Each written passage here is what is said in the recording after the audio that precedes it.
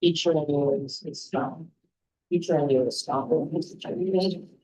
And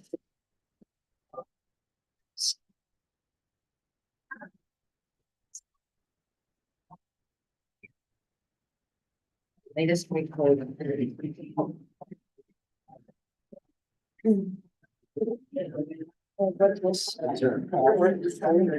Yeah. Missing member. No, I don't have one. You just gotta, I'm gonna start. Start our new session. There's a little. Things get him ready or?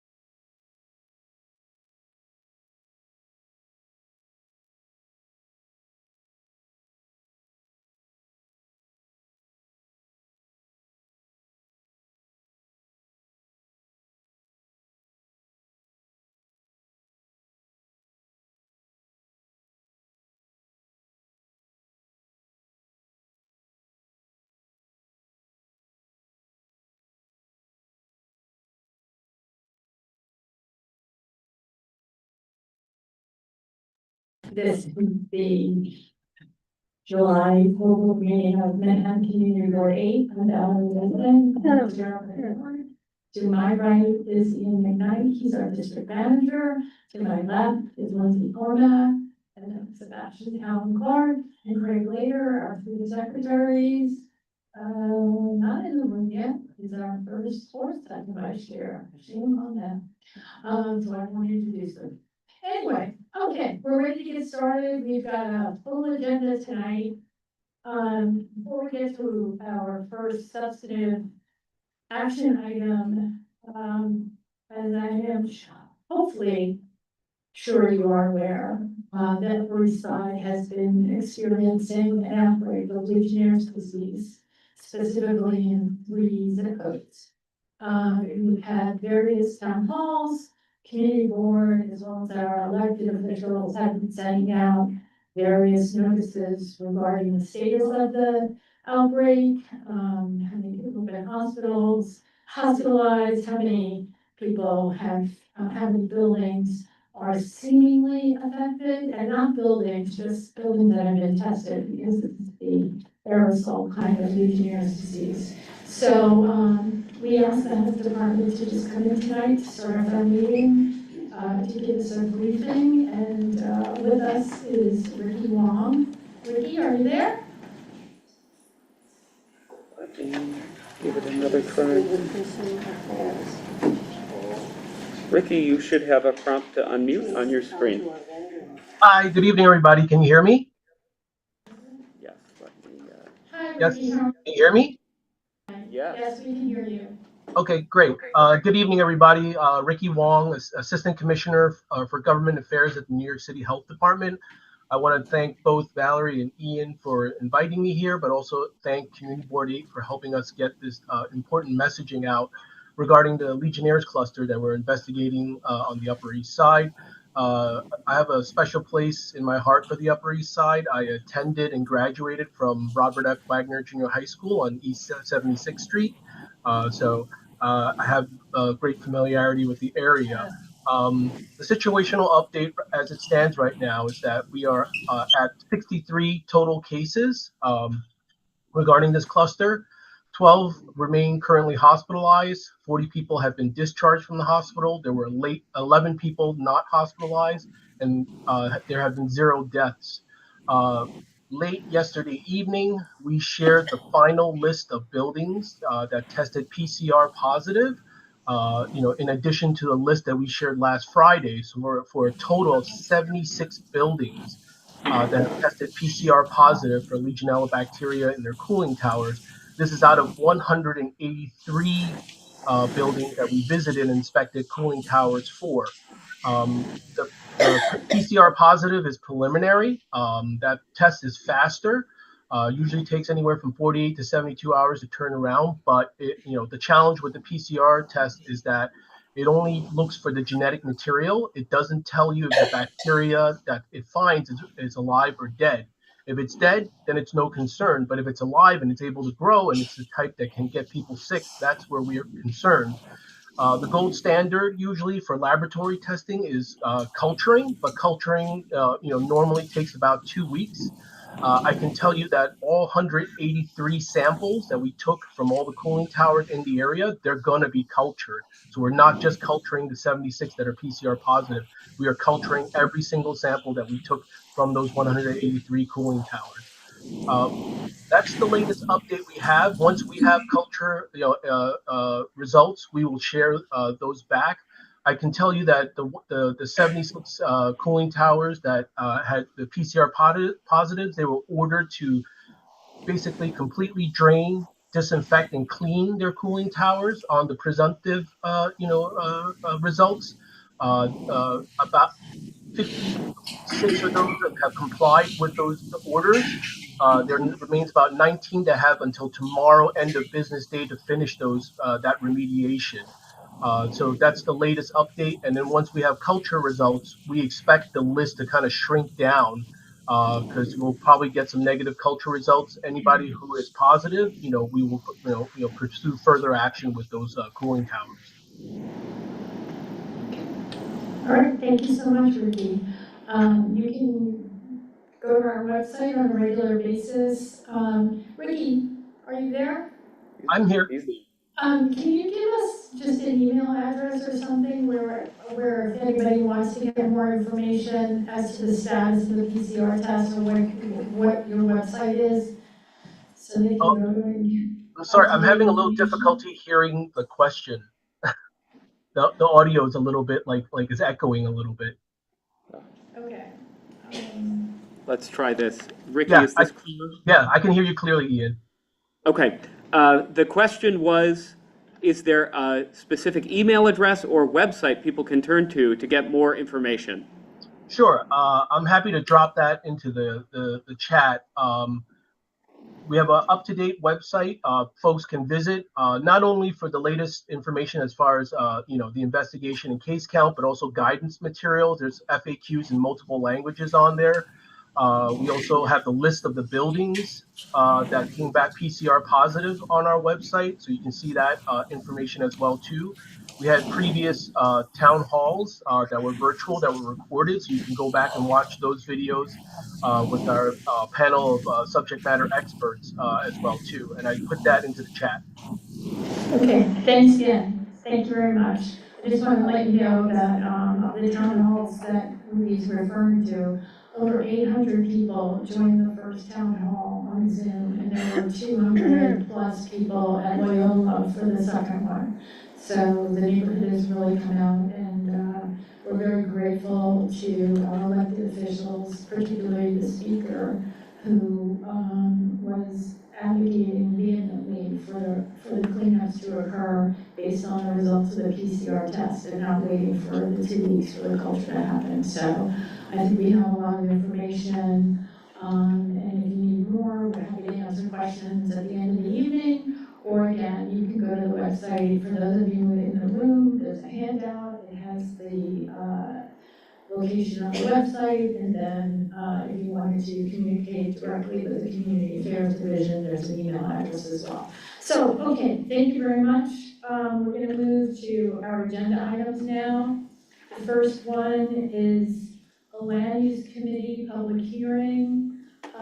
Before we start, I just want to say, members of the public who would normally be testifying during the public session, if after the presentation you have questions for the applicant, raise your hand in the room or raise your hand on Zoom, and we'll do that. I'll tell you what the item is. It is about 800 Fifth Avenue, which is between 61st and 62nd Street. This is the applicant seeks a non-ULURP modification, previously known as a, quote, minor modification, close quote, to special permits granted by the city in 1976. The proposed action would allow for the reconstruction of the existing building with a recent Landmarks Preservation Commission approved design that would keep the existing building's height and would modify the street wall to be in greater compliance with the current street wall regulations. The proposed action would also reduce the floor area of the building and the size of the below-grade parking facility. The design of the proposed development was reviewed and approved by this community board on November 19, 2025. You can go to a link in the full board minutes of that meeting if you like. 2025 means, 1925. Not 1925? What are you saying, Martha? Did you say in the year of 1925? No, 2025. Okay. Linked in the full board minutes and was approved by LPC on November 25th, 2025.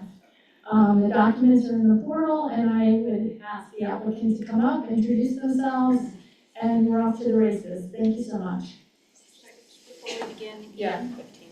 since the links on the tablets are not Yes. working, can you tell us how to get to the prior resolution? No, because you should have done it before you came. Oh, just kidding.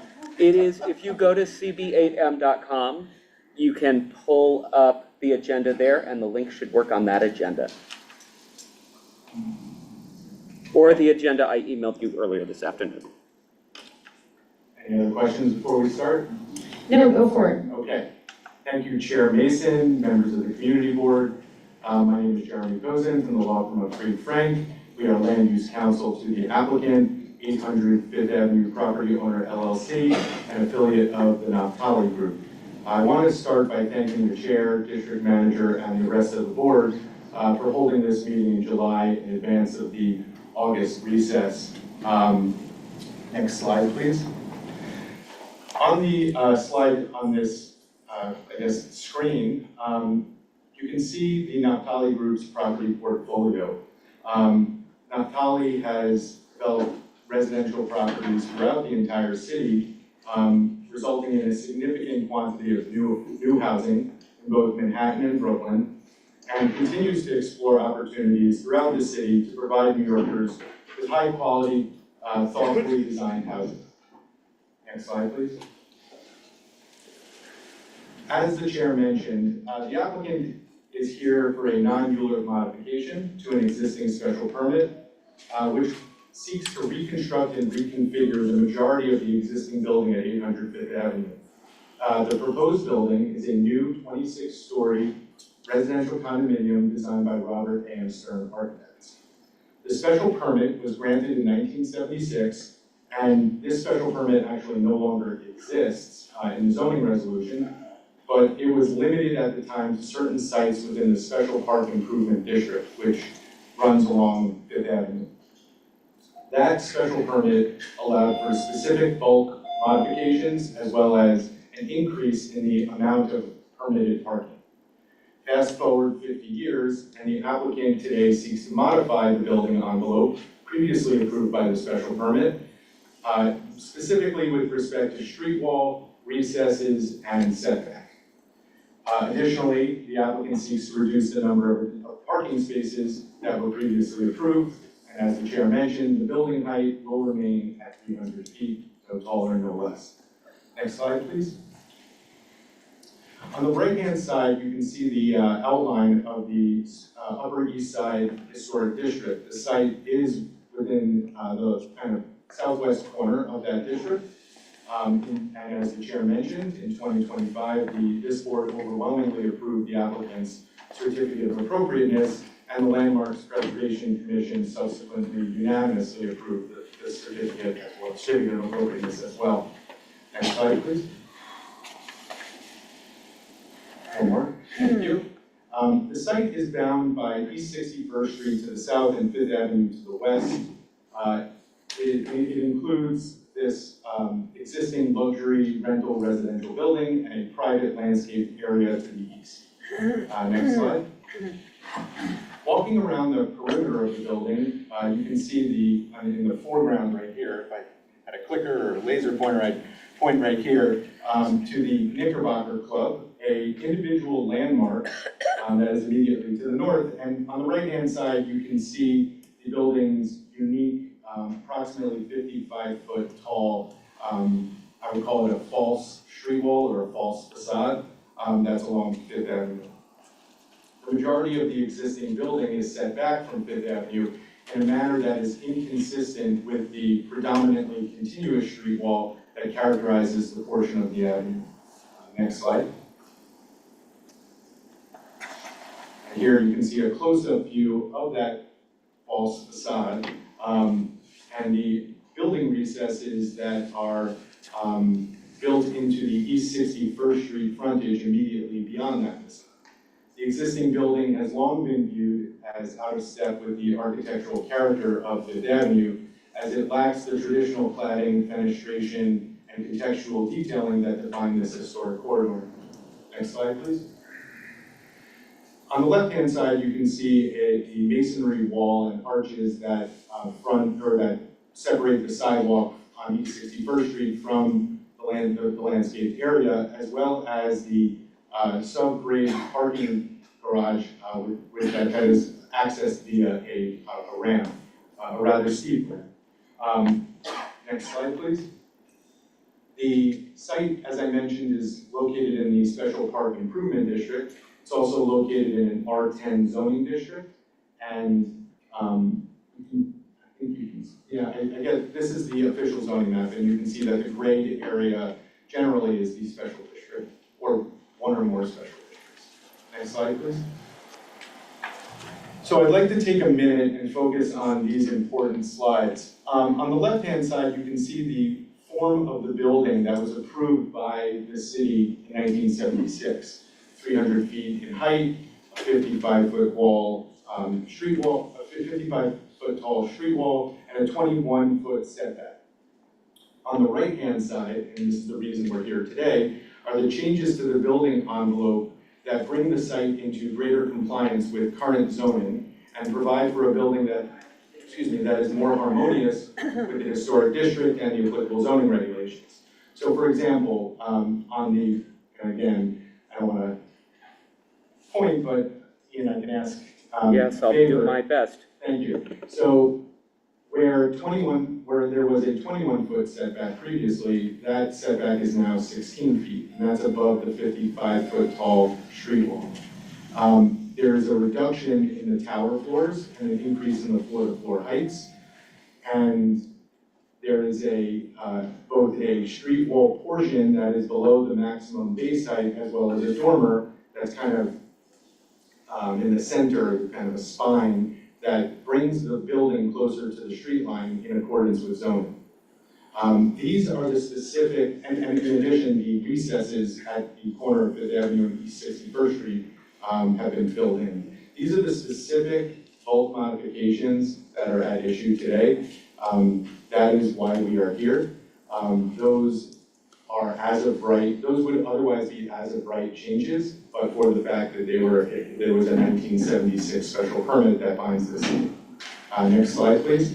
And this is the rear of the building. Similar to the front of the building, there is a simplification of the built form. At the height of the building, where the special permit envelope exists, the building will continue above that height to match the built form, but below that height, because existing zoning allows for that area to be filled in, the applicant seeks a modification of the special permit to fill in that area as of right. Next slide, please. So, expressed slightly differently, the proposal seeks to reduce the setback from 21 to 16 feet. The street wall will remain the same in terms of the 55-foot base, but there will be a 60-foot wide portion that goes up to 138 feet, and a 50-foot dormer that goes up to a height of 210 feet. And as I mentioned previously, in addition, the special permit granted a increase in the maximum permitted parking up to 150 feet, up to 150 parking spaces. The applicant has proposed to reduce that the number of parking spaces from 150 to 60. And I would just note that parking is not required here. This is all permitted parking. Next slide, please. This is just a very basic site plan of the site. And the reason I'm showing this on the screen is to explain that the ramp that leads down to the parking garage will be eliminated. The existing curb cut on 61st Street will be moved westbound, further west along that street frontage to center it within the landscape area. This will improve pedestrian safety and vehicular flow into and out of the site, and will result in a more symmetrical presentation of the landscape area. Next slide, please. So this slide was shown to the board back in November 2025, and it was more integral to the LPC application. But as you can see, the existing building, from a massing standpoint, fits nicely within the Fifth Avenue corridor, within the skyline of the Fifth Avenue corridor. Next slide. As I mentioned, the height of the building is remaining the same. The general massing and envelope of the building is being tweaked in certain ways, but ultimately, Robert A.M. Stern's design brings contextually appropriate architectural characteristics, including a proportioned base, a sculpted top, that is more consistent with some of the other buildings along Fifth Avenue in this area. Next slide, please. And this is a good representation of the existing condition versus the proposed. The existing condition, similar to, as I mentioned, a 300-foot maximum building height, 55-foot tall top of parapet, which relates to the Knickerbocker Club's 61-foot tall top of parapet, and generally sets back beyond that and rises without any further setback. Next slide, please. So the same height applies, the same top of parapet applies, and the only difference is the primary street wall along Fifth Avenue will become more prominent. This will promote the style, character, and built form seen within the historic district, for example, the pier immediately to the south. With regards to the street wall, by keeping it at 55 feet, this is part of the special permit findings, it relates to the Knickerbocker Club's height, which is the building immediately to the north. Next slide, please. And this is a series of renderings that show the existing condition from different vantage points. Thank you. Got a little bit ahead of me, but the existing and proposed. And we can go to the next slide. This is existing from Central Park and proposed. And if you can go to the next slide, you can see the significant improvement. This is the existing condition, and we can toggle back and forth. The significant improvements to the building envelope at the lower levels, additional greenery, removing the recesses, eliminating the disharmonious false street wall, and bringing the building closer to the street. Another rendering of the front facing directly on the Fifth Avenue frontage. Next slide, please. The masonry arches that exist along the landscape area to the east and the planters will remain, albeit slightly redesigned. And the ability to look into and out of the landscape area, which was central to the City Planning Commission's findings, will remain. The difference, as you can see here, is that the ramp will be removed, the curb cut will be relocated towards the center of the landscape area, and this will allow for at-grade ingress and egress, which reduces, as I mentioned, pedestrian and bike conflicts, and provides better sightlines for vehicles, pedestrians, and cyclists. Next slide, please.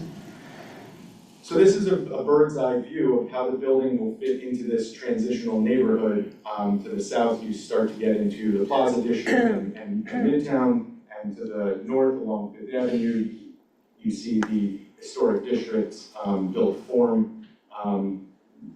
The specific envelope modifications that we mentioned that are proposed as part of this land use action are more compliant with and more appropriate in the applicant's position, from the applicant's position.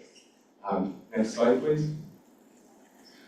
So in connection with the landmarks approval process as well as this approval process, there have been various different groups that have come out in support.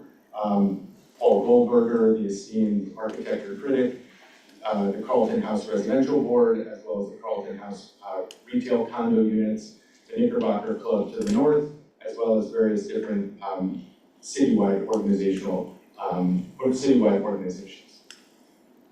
And that is it. Oh, we don't need to go into the appendix, that's just in case. And thank you, and Chair, if there are any Okay. questions, I'd be glad to. Okay, first, do you have any questions from the public?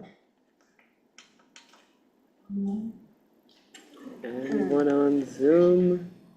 This is your chance for the public hearing for this item. Yeah, seeing none on Zoom. Okay, I just want to make clear before we start with the board, when we approved this in 2025, that was a landmarks approval, it was not a ULURP approval, so that's why you're here for this. And additionally, they have not gone to the city planning commission, this is in advance of that, so we were trying, and anything that we do here tonight, if we approve it, it will be subject to city planning not making any substantial changes from what you've presented here tonight. That's correct, and to the extent that anything does change, whether minor or more substantial, we will update the board accordingly. Okay, thank you, just wanted that clarification. Okay, DJ? Yeah, I had to dig through an article, not this presentation, to find out what the building was actually gonna become. So it's 200 rentals becoming 55 condos, is that correct? That's a rounded number, but it's, I believe, more in the 190 rentals becoming 54 condos, yes. Okay, that's fine, you know, that's good. No follow-up? And just as a general comment, I think that's a shame. It's not gonna bear on my, approval or disapproval. And I know you guys are responding to the economics of our neighborhood, but I think was it's a important luxury. for everybody to kind of know what the building is actually becoming, which to me is a bit more important than cladding and style. Building looks fine. Yeah. Great. Darko? Thank you. I have several questions. The first question was, this project was approved under Board of Estimates, which was abolished in 1990. Now you are claiming that you have the right to use what was approved in your drawings, even though you didn't use everything that was granted. And the main issue of a variance is to provide some relief, not to make you whole. So you decide at that time the shape of the building, that is the relief that you decided to use. Now you are claiming that the approval was bigger and you want to have more. My point is, I don't have a problem with anything lower than 210, because as the size of the block, or the lot is big, you have enough shape that you can give it to the lot. My problem is to start at the 210. 210 and 300, I think you are beyond what you request, you relieve. Regardless of the shape, because right here we don't discuss the nice and beautiful, how beautiful is the building, because that is not the issue. The issue is just now to know if it fits with the zoning resolution. And let me make one more point. The project on 79 on Fifth Avenue, the former governor of New York State, he has an application for 210. In order to make 230, he provides millions of dollars to build affordable housing. So why we have to provide to you more advantages without not provide affordable housing or any housing? Because you're not going to provide affordable housing in the lot. I agree with that part. But you have, like the former governor, he provides $7 million for that. And you don't want to provide anything for the community. And not only that, I think the other fellow community member, he raised a strong point that we need housing, regardless whatever the income is. But you reduce the number of units, which is completely wrong. So I think is inappropriate this application, and I think you should consider to do something else in benefit of their community, not in favor of the developer. Thank you. Do you want to respond to that? Yeah, I'm not exactly sure if there was a question, but I will respond a couple different ways. The special permit that was granted in 1976 allowed for a building height of 300 feet. A building can be built here under that special permit up to 300 feet. This is not changing as part of this application. Additionally, the special permit does not govern how many units are in a building, nor the amount of floor area. That's governed by existing zoning. Right. What the technical reason why we are here today is because the special permit creates a building envelope, and that building envelope, and the applicant is seeking modifications to the building envelope to bring it into greater compliance with current zoning. So essentially, 50 years ago, Elliot Spitzer's father was given a special permit by the Board of Estimate and by the City Planning Commission. We're kind of ratcheting it back to bring it more into compliance with zoning on a very technical basis. Setbacks, building recesses, and street wall. That's why we're here today. I think the height of the building is the problem. The building is not changing. And also you didn't build as per was approved, the variance, and the variance. There was no variance here. Oh, the board, what was approved under the Board of Estimates. And the Board of Estimates, you showed the picture, but you didn't build that. And so basically you determined your own relief, and now you are claiming that you want that relief after that you reject what was Okay. approved. Thank you. Okay, Craig? All right, thank you. Can you just confirm, are there currently 150 parking spaces? Or is that what is permitted? I believe it is both. Okay, so the proposal is to bring that down to 60. Correct. And what is the reason for that reduction?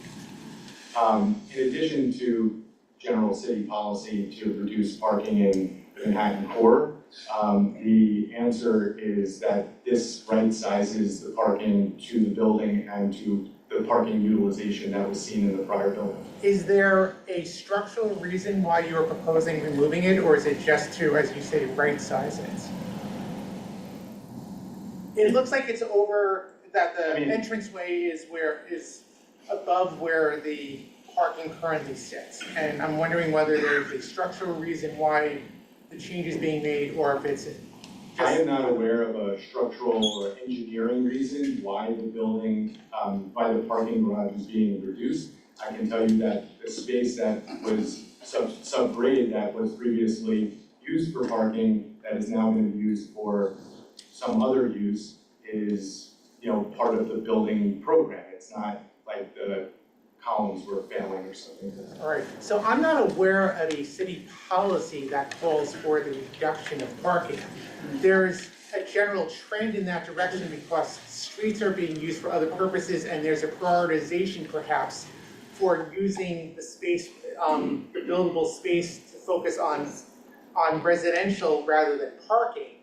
And I'm someone who is generally supportive of those things, but we live in a time where we are seeing a lot of on-street parking being reduced, and we are facing the prospects of more on-street parking being reduced with this containerization program pending in the next couple of years. So I'm having a really tough time understanding, as someone who is generally a proponent of using the streets for the general public and not just for parking, I'm struggling seeing why there's a justification for removing off-street parking here when it otherwise doesn't need to be removed, when there is otherwise a need for it, and there's going to be a future need for that space if we are going to be losing spaces elsewhere in the district. So what I would respond to that is, back in 1976, the applicant sought additional parking. They got, part of the special permit was to increase the amount of permitted parking.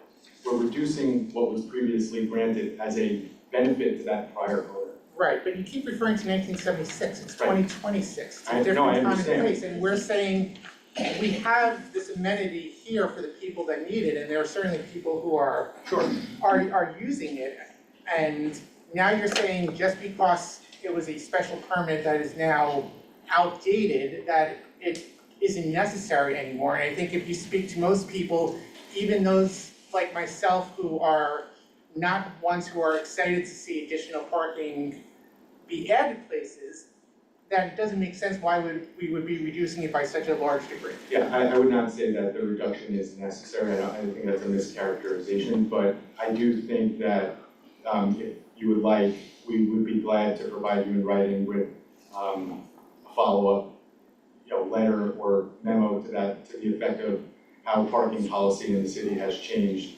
of recent years, including with respect to changes made as part of the City of Yes initiative. Well, when Yeah, but I think, can I just say, I think Craig is making a distinction, which I'm surprised to hear, but. I thought you would be.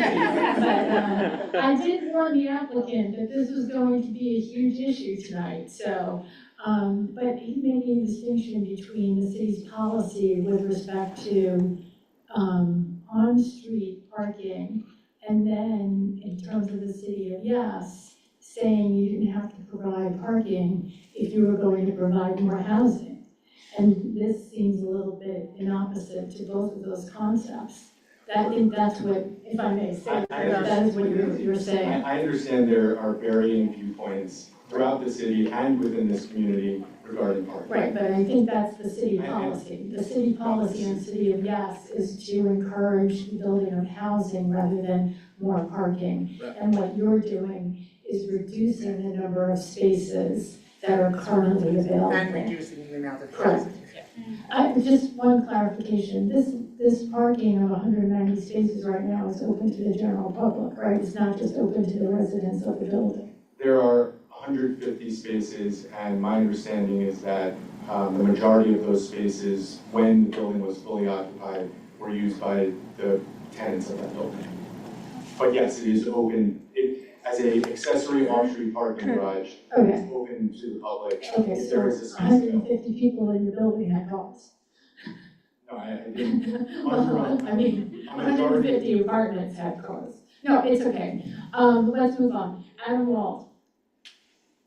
Can't believe I'm asking this question, but with the height of 300 feet, is there any way to further modify that? So for example, if you were to acquire landmark air rights under 7542, could you further modify the 300 feet to, say, 375 feet with the bulk waiver? No. Okay. The building is subject to the special permit envelope. We have to give back the special permit in order to do a landmark authorization. Okay. Elizabeth Rose. So I'm going to go back to DJ's point and pick up on Craig's point that while I can completely understand the economics of why the applicant would like to go from 190 rental apartments to 55 condominiums, the reality is that under the new city charter, there are negative implications for Community Board 8 when we lose housing. And so the implication here is that to stay even in our total housing units in this community board, somebody has to build an extra 150 units somewhere else, which means that we have to keep running just to tread water and we are not growing our overall housing.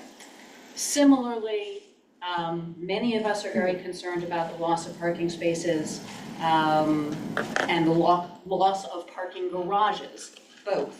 So from my perspective, while I completely understand what the applicant is proposing to do, and I'm not going to contest that it is a more attractive building, I posit that it is not serving the interests of Community Board 8, and therefore I will vote against this.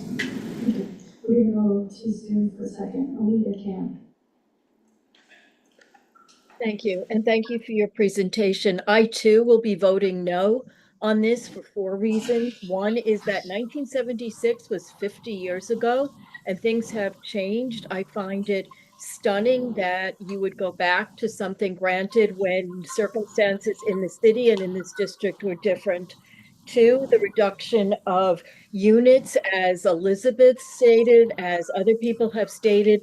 I think it's shameful in this city to take advantage of the City of Yes which was designed to provide additional housing and use it as an opportunity to provide approximately a quarter of the housing that was in the building. So 150 apartments worth of people will be out on the streets, maybe the well-heeled streets of part of CB8, but still looking for units, forcing other rents to go up when there is clearly a shortage of housing. So on that basis alone, this would be a no. Third, the parking, because people like to come in from the suburbs, from other areas and use Central Park.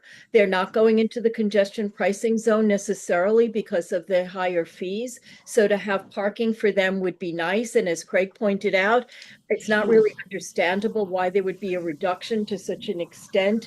And four, I do believe that in an area zone for 210 feet, that 300 feet is too high. I know this goes back to the special permit, but it is just a bulky looking building. And you're picking and choosing, it sounds like, between parts of the city of Yes and the zoning to get what you want, and yet rejecting other parts that you don't want to have to comply with. And that doesn't seem right to me either. So I will be voting no. Thank you. Thanks, Valerie. General comments, we're gonna do Michelle and then go Ian, and then we're gonna. Thank you. Let me make sure something is clarified here. You keep talking about modifications, changes. The reality is, if I remember correctly, you are tearing this building down. Is that a question? Yes. We are tearing it down to the 5th floor and reconstructing it from that point. It's not a full Okay. demolition. The last presentation said it tear down, so you've clarified, okay. But because when you discuss it, you keep saying modifications and some changes, but it's a tear down because it's 210 feet or whatever it is now. I think Just clarifying that. Yeah, I think there's an important clarification needed here. And it goes to what the prior community board member stated, as well as I think will be helpful to respond to you as well. We are bound by the special permit that exists today. We are bound by it. That is how this building exists. That is the envelope within which we build within. If you want to get rid of the special permit and hand it back to city planning, the owner is more than willing to do so and then can build pursuant to as-of-right zoning. What the modifications are at issue are taking aspects of existing current zoning and bringing this building back into conformance with setback, recess, street wall rules, while keeping other aspects of the special permit in place. It's a very technical approval, but it's not like a wholesale, this is not a wholesale opportunity to both rely on a 1976 approval on the one hand, and then on the other hand, force the applicant to build on an as-of-right basis. Okay, I just wanted to make that clear that that was happening. Now, although you're allowed to have your 300 feet without counting the mechanicals, Correct. how much height will the mechanicals add to the building? The mechanicals, I believe, if we can just go to the slide that shows the elevation. Toward the end, It's probably slide, are we looking about massing? I would say it's probably in the 20s. Okay. Yes, keep going, yep, back. The 30-foot tall bulkhead is as of right pursuant to both Yes. existing zoning and also the special permit that was previously approved. But how much additional height will the mechanicals add? I can't see the number from here. We can compare existing and proposed. So this is proposed, which is 30 feet, and existing was 21 feet 10 inches. So it's Wait, I thought it's a 300-foot building. correct. How many feet will this building be after you install the mechanicals? 330. Okay, okay. My last question But is just to this. be clear, the existing building is 321. Okay, okay, that's fine. Now, you are demolishing and building next to an individual landmark just north of you. The Landmarks Commission will require particular protection for that landmark building particularly when there's a massive demolition like this. So you're aware of that, and you are talking to them about that? Have you discussed mitigation with them? Yes, we are aware of that requirement. We've had extensive conversations with the Knickerbocker Club, and as I mentioned on one of the slides, the Knickerbocker Club has come out to this community board and to the Landmarks Preservation Commission in support of this application. So there's been extensive conversations, we're aware of the applicable laws and rules, and we are in constant communication. Last question. Okay, no, you said I that just was wanted your to last know, question. sorry, I One want more to know last- construction. You only get one last question, there's Length three of more people. construction. Okay, go ahead. Thank you. So I'm actually talking to my fellow board members and everybody else in attendance here when I say that when we permit unit consolidations like this, we restrict housing supply, we trigger artificial housing scarcity, and drive rents to a predatory rent levels in our community. 2 years ago, when I was looking for apartments in this neighborhood, I was aggressively outbid on a $3,000 apartment by a renter offering $3,800. And I asked him, and he said they were only doing so because an affluent outsider had displaced them from their old neighborhood, right? If this keeps going on, people like me do not get to sit in community boards like ours, okay? And we've seen time and again that ultra-luxury units sit vacant across the city as a part of somebody's investment portfolio.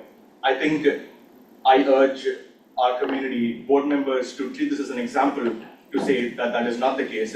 We want to treat this as a neighborhood, a livable neighborhood, an occupied livable neighborhood where we prioritize housing and our residents. Okay, thank you.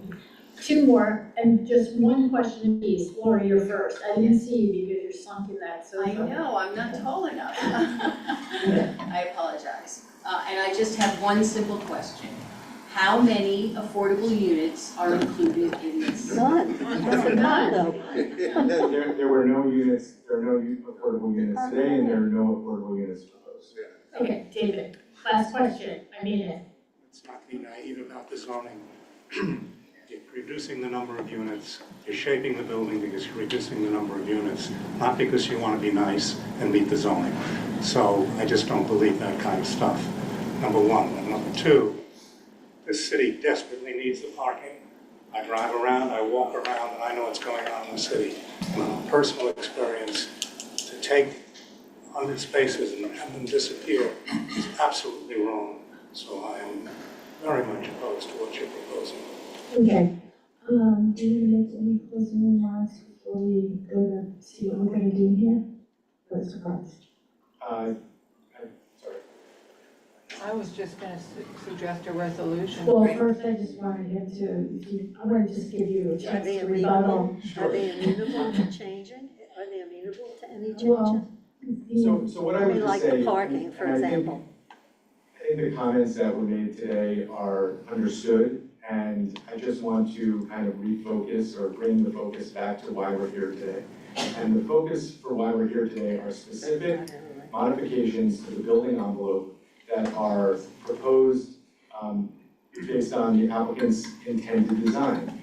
They bring the building into greater conformance with zoning and with the historical built context. And what I would just add is that though the special permit that exists today is the envelope within which we're working with, and those types of changes, whether setback, recesses, street wall, are the types of issues that the City Planning Commission will look at when they are evaluating this application. I understand everyone's point with respect to the policy considerations around housing as well as parking, but I'd like to just to focus We everyone understand on that. why we are here today. Yeah, I appreciate the refocus, and so I'm going to break my own rule, and I'm going to ask you a question that probably has nothing to do with what you just said. Okay. Given what's happened in Midtown, how many, or maybe you don't know, is this going to be a union labor project? Union labor, I don't know the answer to that, and we can provide you with that response. Thank you. Okay, Is there a motion, does anyone want to make a motion to approve the application, disapprove the application? I'll make a motion to disapprove. To what? To disapprove? To disapprove. Does anybody want to call the question? Call the question. Okay, I think we'll do a roll call. Yes is no, no is yes. Yes. Shouldn't we ask if they're amenable to any changes? Well, I'd like to know. Well, I If mean, they're amenable, are you amenable to any of the suggestions about I parking? want you to, I think you can hear. If you're referring to additional parking spaces and additional units, No parking. Well, Let I mean, Michelle- that was your concern, but there were other people. The question's been Well, called. I would. Yeah, I mean, Michelle, the question's been called. Okay, we ready? yeah, we're ready. So this is a motion to disapprove. Anderson? Yes is no. Yes, and a motion to disapprove. If you say yes, you are disapproving. Anderson? Yes. Angelos? Yes. Ashby? Yes. Avisar on Zoom? Danielle? Okay, skip over. Aaron on Zoom? They should, hold on, let me make sure. Everyone's, you should have unmute prompts, Danielle and Gail.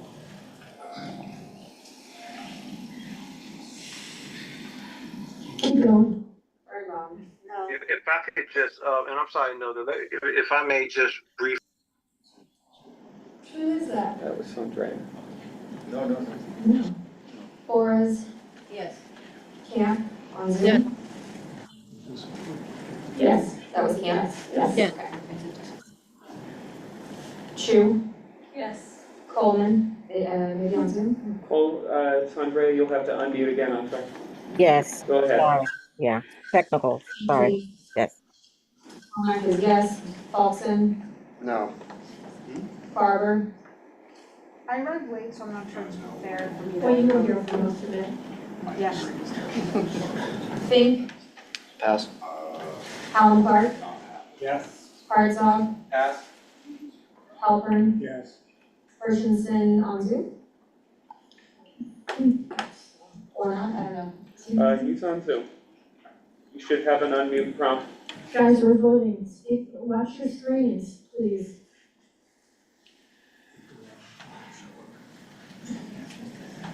Okay, who's next? Johnson? Oh, yes. Crickler? No. Later? Yes. Lev? Oh, I'm sorry, I don't wanna mess this up. Malati. Malathi? Yes. Thank you. Mancuso? Yes. Mason? Yes. McClement? Yes. Michaels? No. Bader Michaels here. Marshall? Yes. Hope Marshall? Yes. Price? Yes. Rose? Yes. Rudder? Yes. Sanchez? Yes. Schneider? Yes. Sellingston? Yes. Selwyn? Yes. Slay? Yes. That was a yes. Tamayo? Yes. Wald? No. Warren? Yes. Weinberger? Yes. Back to the top, our Avatar or Baron on Zoom? Gail? That was a yes. Okay. So the pass is Fink? Yes. Hartzog? Yes. And then Hershenson was a yes, is that right? Correct? I don't think he unmuted. Okay. Yeah, sorry. Okay, well, if that's your. Lev.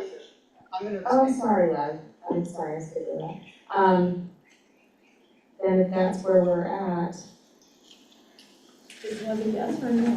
He's an abstain, that's a 33-5-1. Okay, thank you for coming. Point of information. Exactly how many board members are on Zoom tonight? Um, Just want How to many know. board members are here tonight? 9. No, no, on the Zoom. On the Zoom. We have 9 on Zoom, 32 in the room. Thank you. Okay, thanks everybody for participating in that. We're gonna move now to the public session. So if you're here from the public, We're gonna call your name and most people are there. Most people are allegedly in the room. Okay. So we'll do groups of 3. When I call your name, come on up. It does not matter the order in which you speak, as long as you're in your group. We're going to start with Kylie Gill, Jennifer Burt, and Olga Yaw.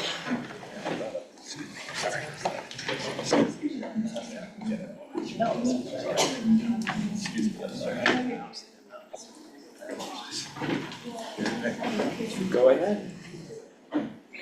Hi, good evening, everyone. My name is Kylie. I work at a nonprofit called Braveheart, and we serve marginalized youth. And a project that I'm working on in this nonprofit is to create a database of statewide grassroots resources so that if these young people need housing or anything related to their necessities, emotional support, community, they're able to reach out to our warm line. Okay. Sorry about that. Judy, I think you're not on mute. I don't know how that happened. Still from the vote. Oh, okay. Sorry about that. Go ahead. Yeah, that's pretty much it. The organization is very much community-centered. We're very much heart-centered. We believe in community as a tool for healing and just coexisting overall. So I wanted to bring this to the community board and ask if everyone had any input. It's a very new project. We haven't even built the interface yet. All right, we'll keep in touch with our district manager, and when you get all your information, we'll be happy to post it. So we're wanting to reverse engineer it and start with the resources first. And so I think my ask is if anyone has any resources specifically in rural areas of New York State, or resources that could be beneficial for people in rural areas of New York State, New York City, that would be great. Okay, great. Thank you for coming. Next. Good evening, thank you for your time tonight. My name is Jennifer Burt. I'm Director of Lower School at the Birchwalk and Lennox School. I'm just speaking in support of continuing our Open Streets program at the school. Our school's only outdoor space is a rooftop. It's not large enough to accommodate all of our lower and middle school students every single day. The Open Street program gives us that space to do so, where we can build a schedule. Every class can be outdoors to move and play. This program has made a real difference this year. Our students loved it, our teachers saw a difference, the kids came back ready to learn, more focused. Our students also learned that there's something that we couldn't have taught them indoors. They belong to a community, not just a building, that the people around them are neighbors that are worth being considerate of. And our neighbors got to see our kids up close. So we would just like to continue this partnership. Thank you. Are you going to stick around for that portion of the meeting? Okay, great. Thank you. Who else? All right, next up we'll do last call for Olga Yaw, Benjamin Savitsky, Kat Lee, and Jonathan Davis. And then Elizabeth Hennings, Madison Hennings, Gregory Marcason. Here. Just line up so we can just keep going. Some time concerns tonight. Please move up to the microphone, please. Thank you. Okay. Members of the committee board and all attendees of this meeting on live and Zoom, thank you for being here today. I know we're all here because we love the every. Sorry, what is your name? Oh, Elizabeth Hennings. I apologize. I live on 3rd Avenue next to Barnes & Noble. I have 2 school-aged children who have lived their whole lives on the Upper East Side. Living on 3rd Avenue, it's very apparent that the Upper East Side has the highest density of girls' schools, not just in New York City, but the nation. And that's why I'm here today. The DHS has proposed to place a homeless shelter for men with substance abuse on 3rd Avenue, a stone's throw away from where many girls go to school and have after-school sports. Oblivious to the potential danger, because that is our job as adults to safeguard them. The Upper East Side pulls girls from every borough, which means the census count doesn't take into account the numbers who are here throughout the day and night. If you live here, you are sure to see bronze of bright smiling girls in their little pleated skirts, hugging and chatting animatedly throughout the day. It's one of my favorite sights, girlhood in its purest form. And there are some movies that we don't have to watch to know what will happen. We know the horrific consequences of leaving a child in a hot car. We know what will happen if we put young girls in a men's prison. And that's why we don't do it. It's simply unconscionable.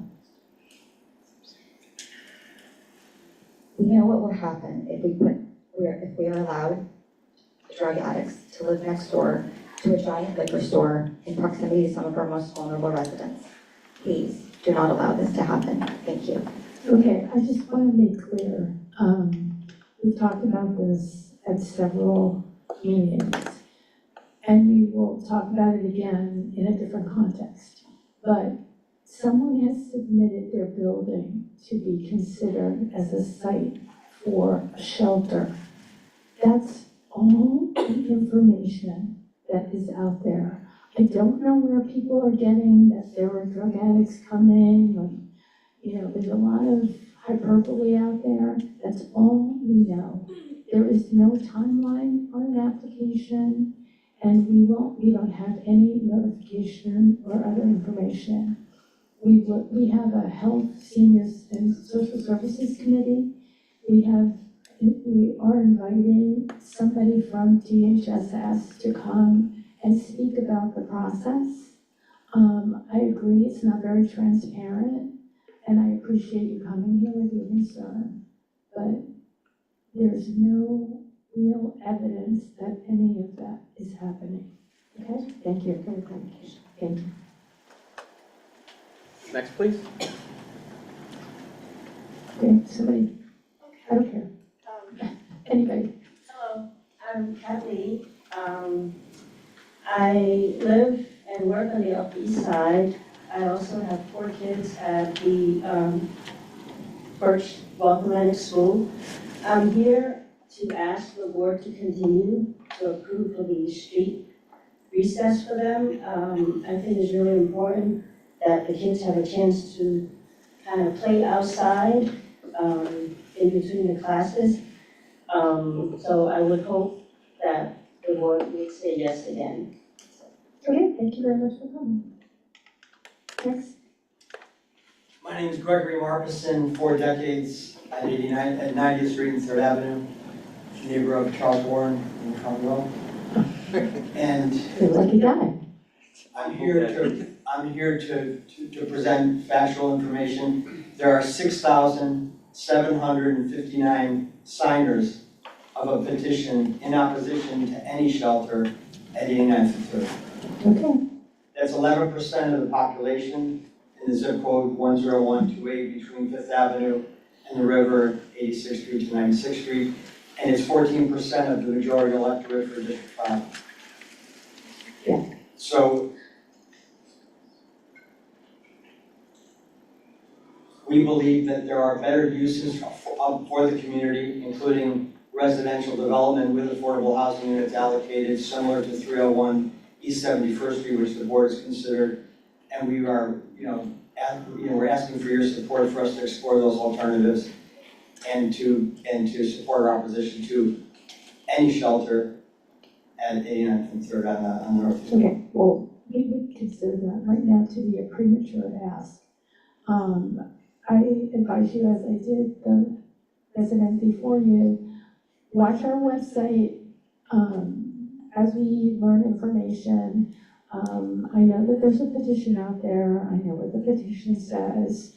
You can also reach out to your electeds, which I'm sure you have, and we can't do anything other than the process. So we note your objection, and if something happens there, we will deal with it when it happens. Just for the record, it's a privately owned building. It's not a city-owned building, so that's what the owner wants to do with it. And that's what we oppose. Okay, well, appreciate that. Thank you. Okay, who's next? Good evening. Hi. I'm Savitsky of Ernst & Young, is here tonight on behalf of 1291 Pub Inc. They do business as J.G. Mellon, the restaurant on 3rd Avenue. The application that is before you tonight for the Streetlight Committee is a municipal expansion application to the New York State Liquor Authority that our office filed. And the request is for J.G. Mellon to serve alcohol outside at their DOT-approved roadway cafe until midnight. 2 times before over the past 2 months, this committee, the SLA committee here and the community board full board has declined to support the J.G. Mellon application because apparently they have a policy that says that you cannot serve alcohol past 10 p.m. outside. Our application to the New York State Liquor Authority asks that the New York State Liquor Authority consider this based on the standard that they consider every application, which is each application needs to be considered based on its own merits. They do not accept broad policies like that you are not allowed to serve alcohol past 10 p.m. outside. If you were to consider this application, which again is before this board tonight as an item on the Streetlight Committee, you would know that there are merits for J.G. Mellon to serve outside until midnight.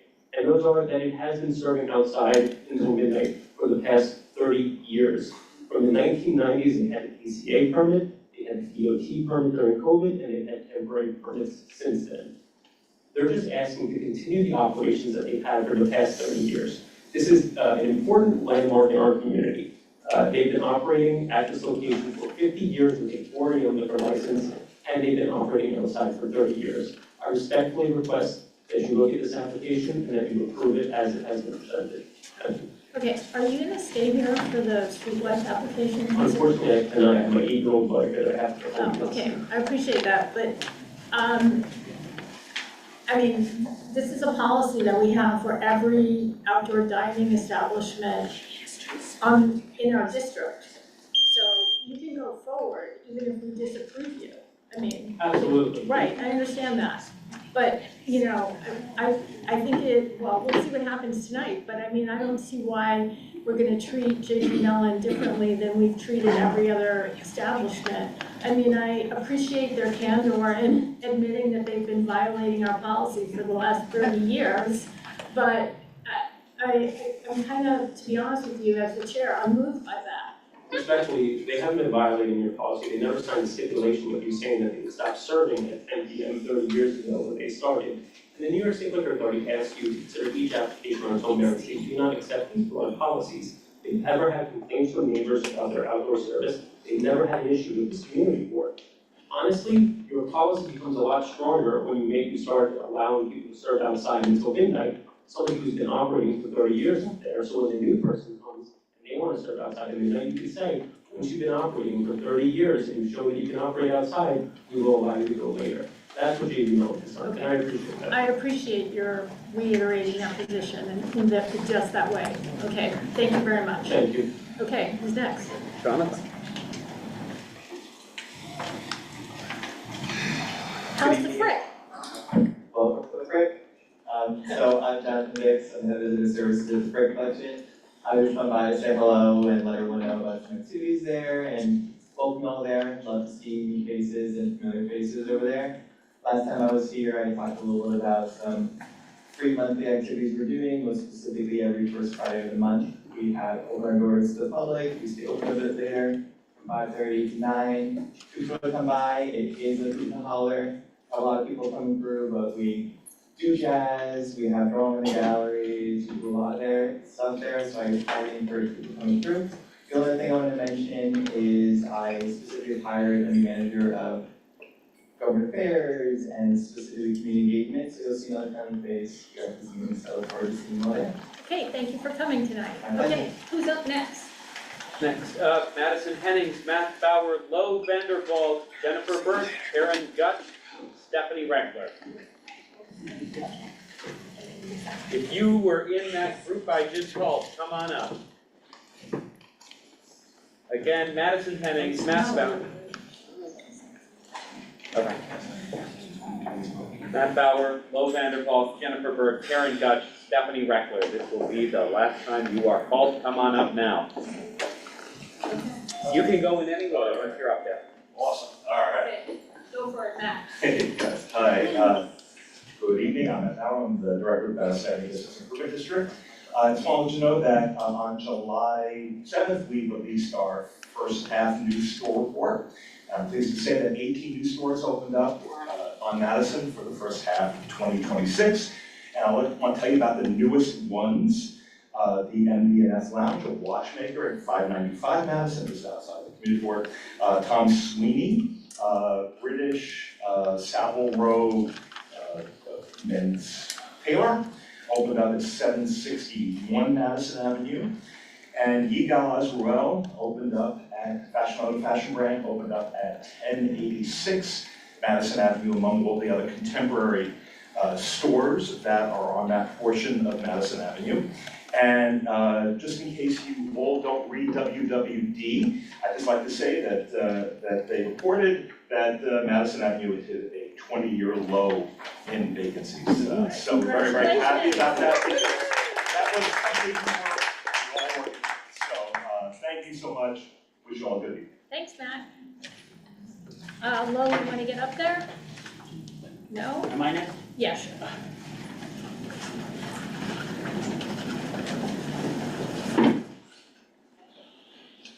Good evening. Can you hear me? Yes. Yeah. My name is Lo Hannibal. I'm representing Carnegie Hill Neighbors, speaking on the project that Spence is proposing and that came before the Community Board 8 Landmarks Committee last Monday. We very much appreciate the discussion that was held at the Monday meeting, and we appreciate the resolution that it drafted. We hope that you will support it. We are opposed to the Spence edition as it is currently framed. We think they can do much better. They break the street wall, the existing street wall for the half block north of the former Hotel Wales, now Bill's condo. And in breaking that street wall, they disrupt a low-scale group of 5 brownstones. And there's not even a setback at the cornice line. And we think this is a terrible project as currently framed.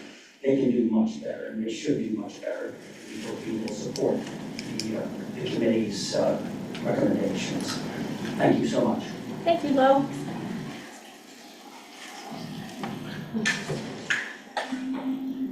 Come on up.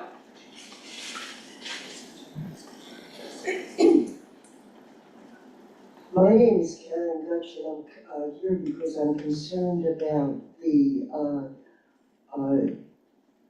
street dining at Cafe Commerce. There's very, very little space, that I'm concerned about all of the garbage bins. Where will they go in front of their facility if there's all of the tables set up for dining?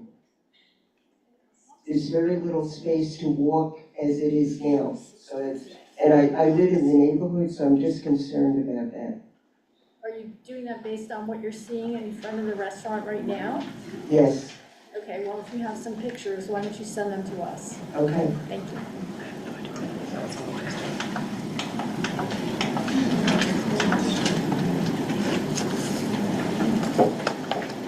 We love photos.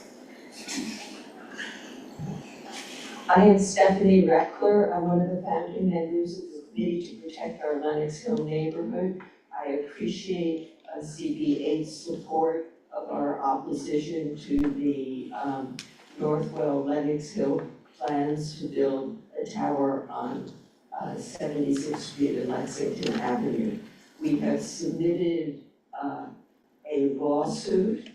It is in the judge's chambers, and there's nothing we can do until we hear from the judge if he's going to hear oral arguments, and I will certainly let you know on that.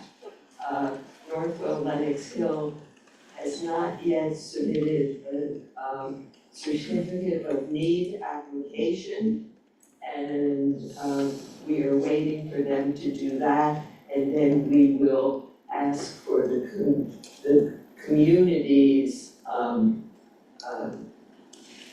participation in those hearings. But at the moment, there is nothing we can do. We're just waiting for the judge to let us know if he will be hearing oral arguments, and I will certainly let you know. Okay.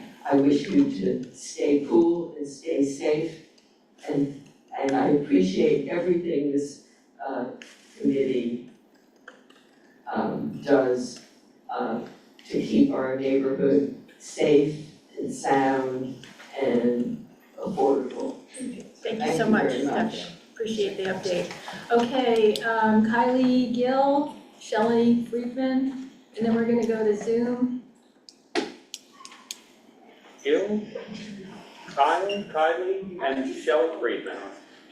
I already spoke, thank you. Okay, oh, perfect, yes. Oh, yes, you signed up twice, sorry. Shelley? Shelley? Yeah, I got it. Okay, thank you. And who's gonna be ready on Zoom to go? I'll just run down the list. Good evening, everyone. Shelley Friedman, Communities Council for Spence School. You all know me to be too long-winded to deal with 2 minutes easily, so I'm going to defer on the introductions and trust that, as I'm sure they will, the committee co-chairs are able to balance the full report on the proceedings and on the applications. I do want to say that we were disappointed with the outcome on Monday.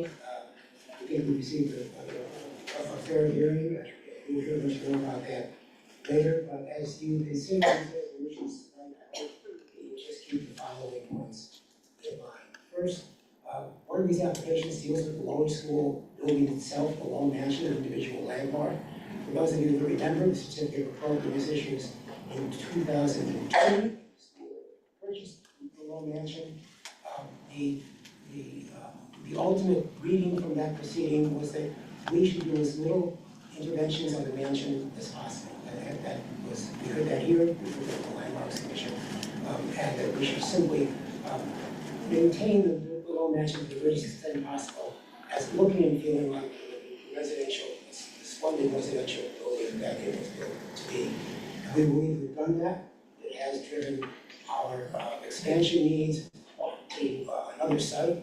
That's going to be the other application you heard about, 2 former row houses at 1307 and 1309 Madison Avenue. A set of 5 row houses, we are affecting 2 of them. These row houses are not in the greatest condition. Somebody even used the word dilapidated. But the school intends to do a first-rate restoration of these row houses so that they can be connected to their property line back into the school for a seamless transition between the two lots. Another factor I want to raise is that this is, of course, the Spence School, which has been a defining character and citizen of the Pennsylvania neighborhood for decades and decades. In the historic district, they've taken on a thoughtful renovation for. You have what they've already done to look at as proof of what they're capable of doing and what they're prepared to do on these two dilapidated row houses. They also have the resources to do that kind of thoughtful restoration. We have a final point, and that is that this is a 10 FAR site. We are asking for a 1-floor addition. 10 FAR site, this site could support 6 or 7 more stories. If in another application from another applicant, and we just want to make clear that Spence is simply asking to take on this challenge of these 2 row houses by requesting a 1-story addition to these row houses so that we can make the proper programmatic commitments to them.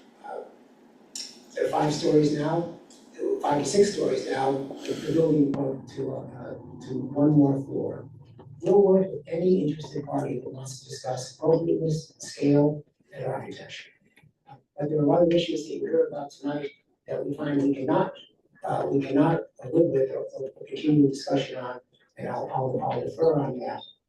But we really do believe that Spence is your best bet to keep a low scale on this block and to do it with a proven track record of restoration and programmatic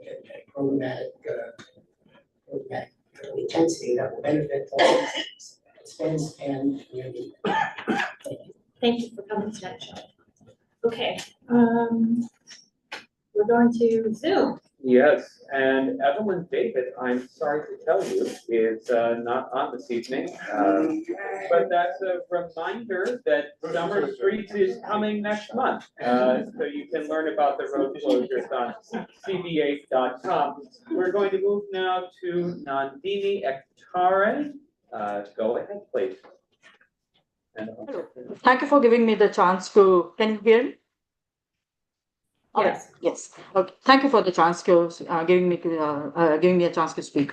I didn't catch what you said before. This is regarding I oppose the proposal to open the homeless shelter on the corner of 89th Street and 3rd Avenue. I thought you said it's very difficult to hear. So I thought you said that this is not even on the charts, or I didn't catch what you said. But here is the thing. Yeah. Go ahead. Okay. I'm just gonna say, we have received no notice.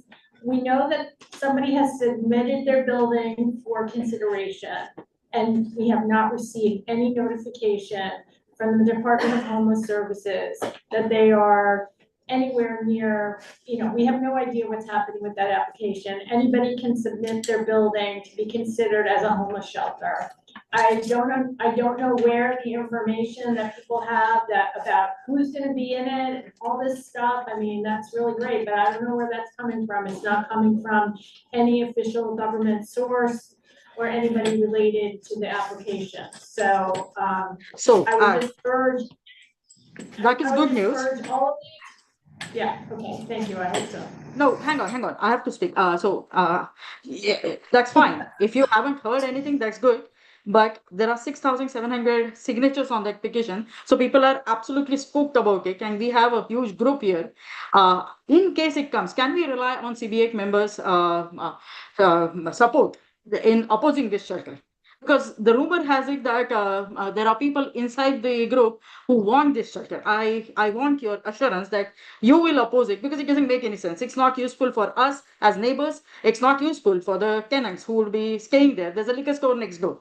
So they are not going to be, there's no use for that. The city cannot rehabilitate them, because that's the main purpose of that thing. You have a liquor store, so it's not going to go ahead. And the last thing is, you are going to create serious health issues for seniors and children in the area. So I need some kind of, if you think. I'm sorry, that's your time. You're not gonna get any assurances from us about anything. When the matter comes out, we consider each, first of all, the city of New York does not need our approval to put a homeless shelter anywhere in the city of New York. That's number one. Number two, we will consider, they will come here and do a presentation if and when they choose that site as a possible site for a shelter. Keep your name on our distribution list and watch for a hearing. We will consider the matter then, but I will tell you that there are several homeless shelters already operating in this district, and this community board has supported each of them going forward. So I'm just giving you the facts. I appreciate the fact that there are over 6,000 signatures on a petition, but I will also tell you that this community board has supported the shelters. Thank you for your opinion though, and I appreciate you coming and waiting to speak tonight. Nancy Schneider Gardner is next. Nancy, you should now have a prompt to unmute. I just wanted to ask a couple of questions. I understand that the community board has supported several homeless shelters in our community. And I see that there are several homeless shelters in our community. And as a community, my question is are we as a community saturated with homeless shelters, and who would be able to assess the homeless shelter population that we already Nancy, have, do you have a second device playing the number of people that live in the Yorkville community versus the rest of New York City? Okay. You are so. Do you have a second device that's playing the meeting audio? Yeah, yes, sorry. Hold on. Yes, we Hold need on a you to second. shut that off because we can't hear you very well.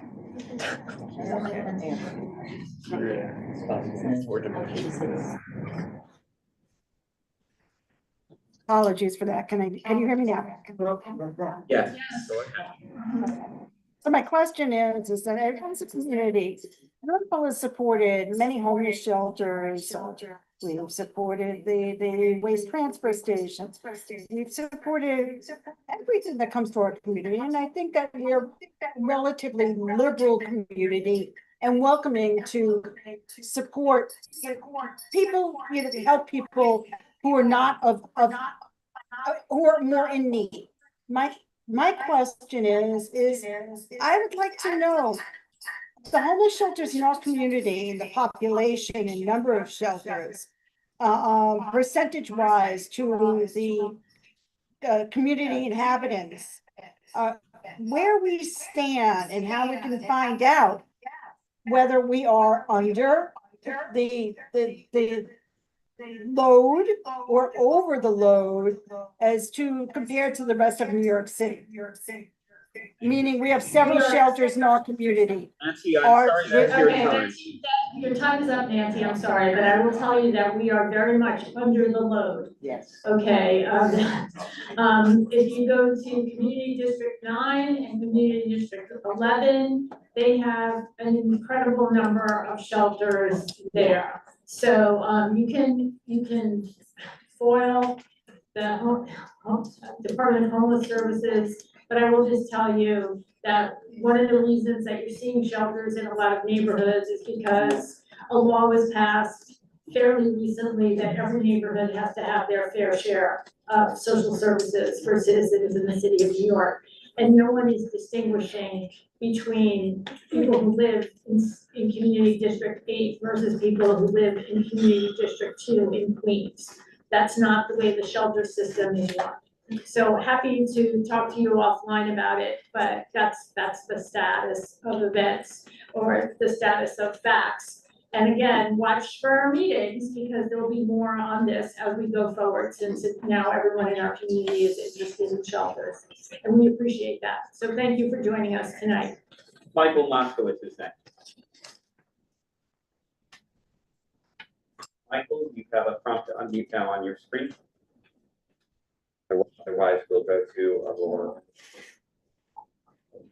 Barnes.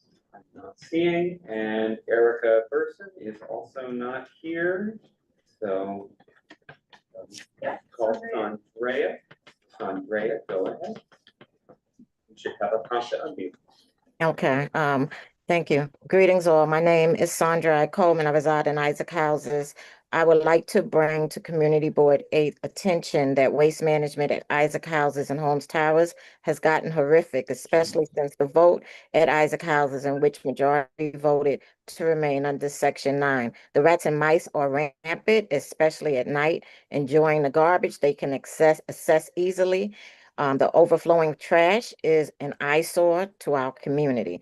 Secondly, 2 residents in Isaac Houses waited extremely long for an ambulance. One waited 2 hours and 20 minutes on June 22nd of this year.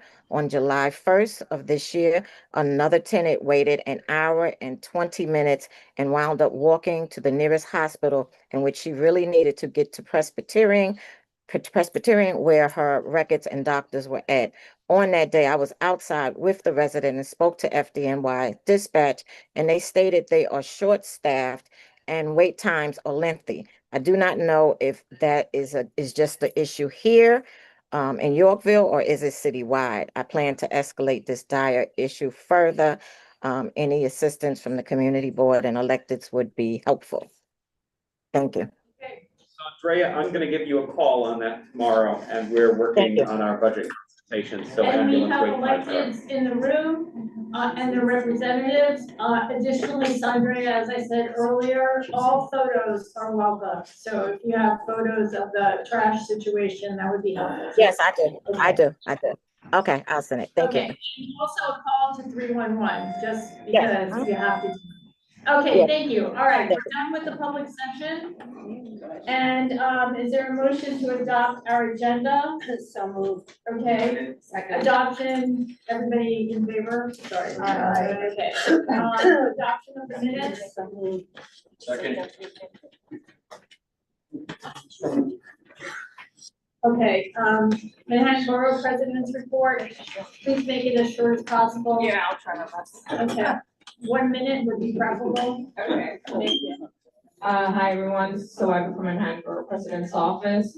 Just quickly, our office is diligently also monitoring the ongoing Legionnaire outbreak in the Upper East Side, and we are in frequent contact with the New York City Health Department. We've been on the town halls, and we feel that the Department of Health has been expeditious in addressing the issue. So if you need me for anything pertaining to this, just reach out. Our office is also really devastated to learn about the Harlem community event that turned tragic, resulting in the untimely death of Keanu Rochford, a former college player from Brooklyn, and the injuries of 2 others. This was the murder of a young man in a crowded auditorium at a 42-year-old annual event in Harlem, meant to inspire, and it obviously turned out to be a very tragic event. We are all very heartbroken. The BP is in touch with the NYPD about the open investigation. Today, the BP joined hundreds of New Yorkers to support the Romanchus Law, Intro 943. The bill would completely phase out the horse-drawn carriage industry in New York City. The bill is named in memory of 18-year-old Ramanch Mahajan, who tragically died in Central Park carriage accident recently. Over the years, dozens of horses and human injuries have been a direct result of this industry. We're glad that the bill has important protections for the workers who may lose employment as a result, and protection for the horses coming out of this experience. You can hear the BP's testimony and view a report on our website. Lastly, please join us on July 29th at the United Palace for a celebration for the Dominican Independence Day. Please note on August 10th, we'll have an ILAC ban offering legal representation support for those that sign up for an appointment. More info on our website. Thank you so much. Thank you very much. Okay, elected and or their representatives, line up or forever hold your peace tonight. Again, 1 minute is preferable. Thank you.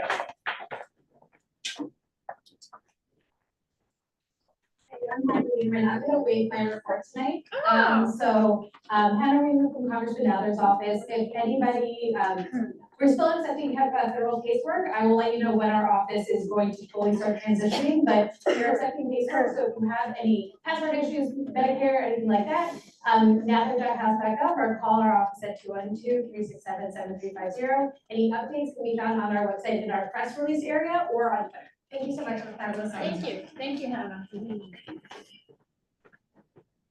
Thanks so much. This is Grace Perry with Councilmember Virginia Maloney. She was here a little bit earlier, could not stay, and wishes everyone a happy summer. Also, congratulations to the new members of the board. Been a lot of talk about Legionnaire's disease. I'll move on since we did have a briefing on that.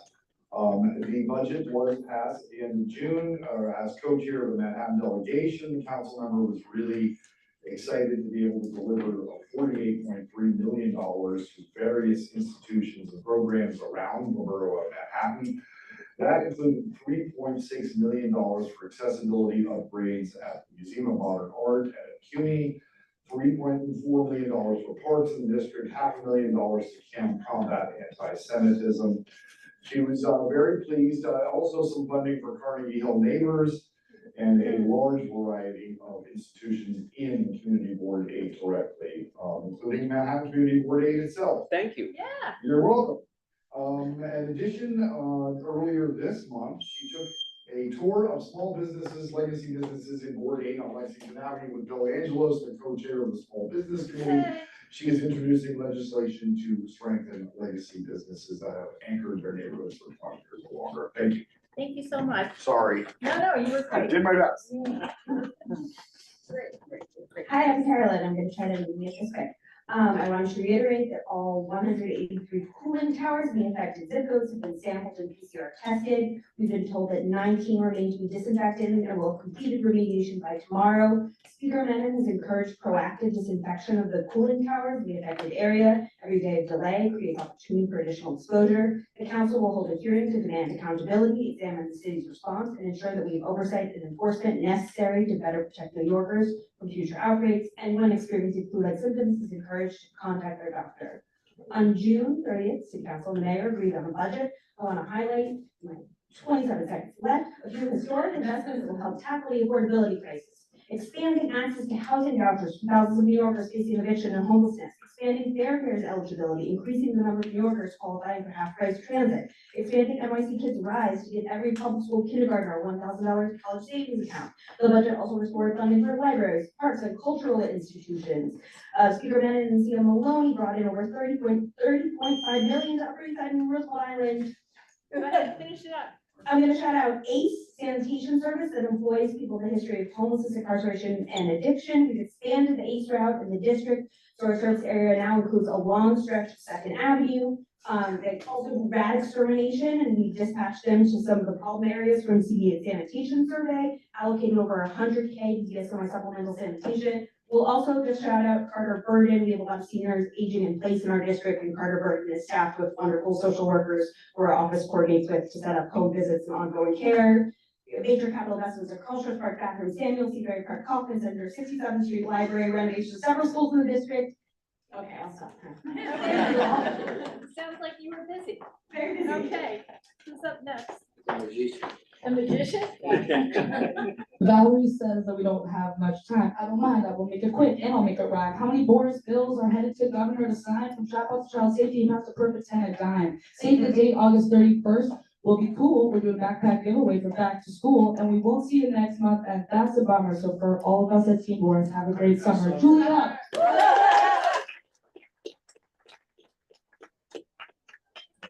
You're last. You never want to go after.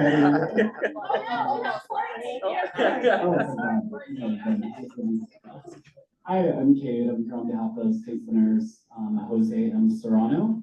And big thank you to CB8 for their continued leadership on the Legionnaires issue. Thank you.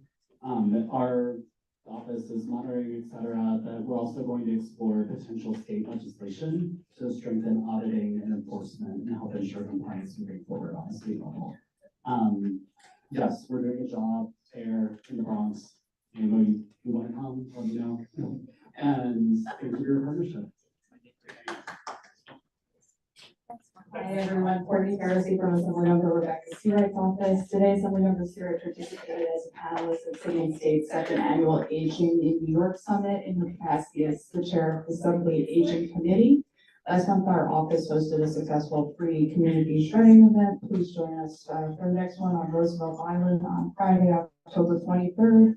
With extreme heat returning this week, we encourage everyone to take precautions, but importantly, please check on your older neighbors and people with disabilities. Stay hydrated, use air conditioning. Our office serves as a pet-friendly cooling center. We are open from 10 to 4:30. So as always, please consider our office a resource. All right, way to go. Okay, that's now it's my turn. Chair's report. What? Oh, geez. Okay. No. He's fired. Anyway, okay, so I'm going to start out with some incredible news. A member of our district, Community District 8, is debuting #1 on the Billboard charts in 61 countries. Yes, our own Madonna. Yes, I just wanted to lighten it up a little bit. It's #1. Yes, it's #1 in the charts. And to quote her, everyone is a work of art. Okay. Now back to work. We're gonna have August off. Okay. But we're gonna have one combined committee meeting of sanitation and transportation.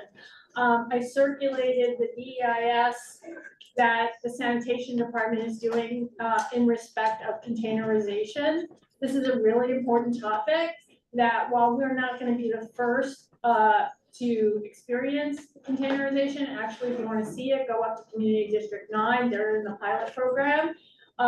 Contrary to a lot of things that you've read in the newspaper, it has received mixed results up there. I encourage you to go take a look at it. There is going to be a hearing on July 27th. The that sanitation, the Department of Sanitation Committee, that the city council is gonna be having. And they will take comments until August 7th.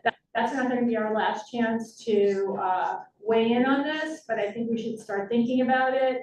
If you've seen the news, you know, we were talking about parking earlier. Both the Upper West Side and the Upper East Side are going to lose approximately 10% of their parking spaces to these containers. So it is an important issue for us. And I did put that on the radar screen. Valerie? And yes, When's the meeting, the joint meeting? it's August 5th, is that right? Sure. Oh, August 3rd, is it August 3rd? I'll check the It's calendar. whatever the Wednesday. CB8M.com. It's on a Monday because the bar wasn't available. Oh, okay, Am I right? August 3rd is Monday. yeah, it's gonna be August 3rd then, that's the date. Okay, check your calendar to be sure, but that's what we're looking at. And then Final answer, August 3rd. yes, thank you. And then two quick things.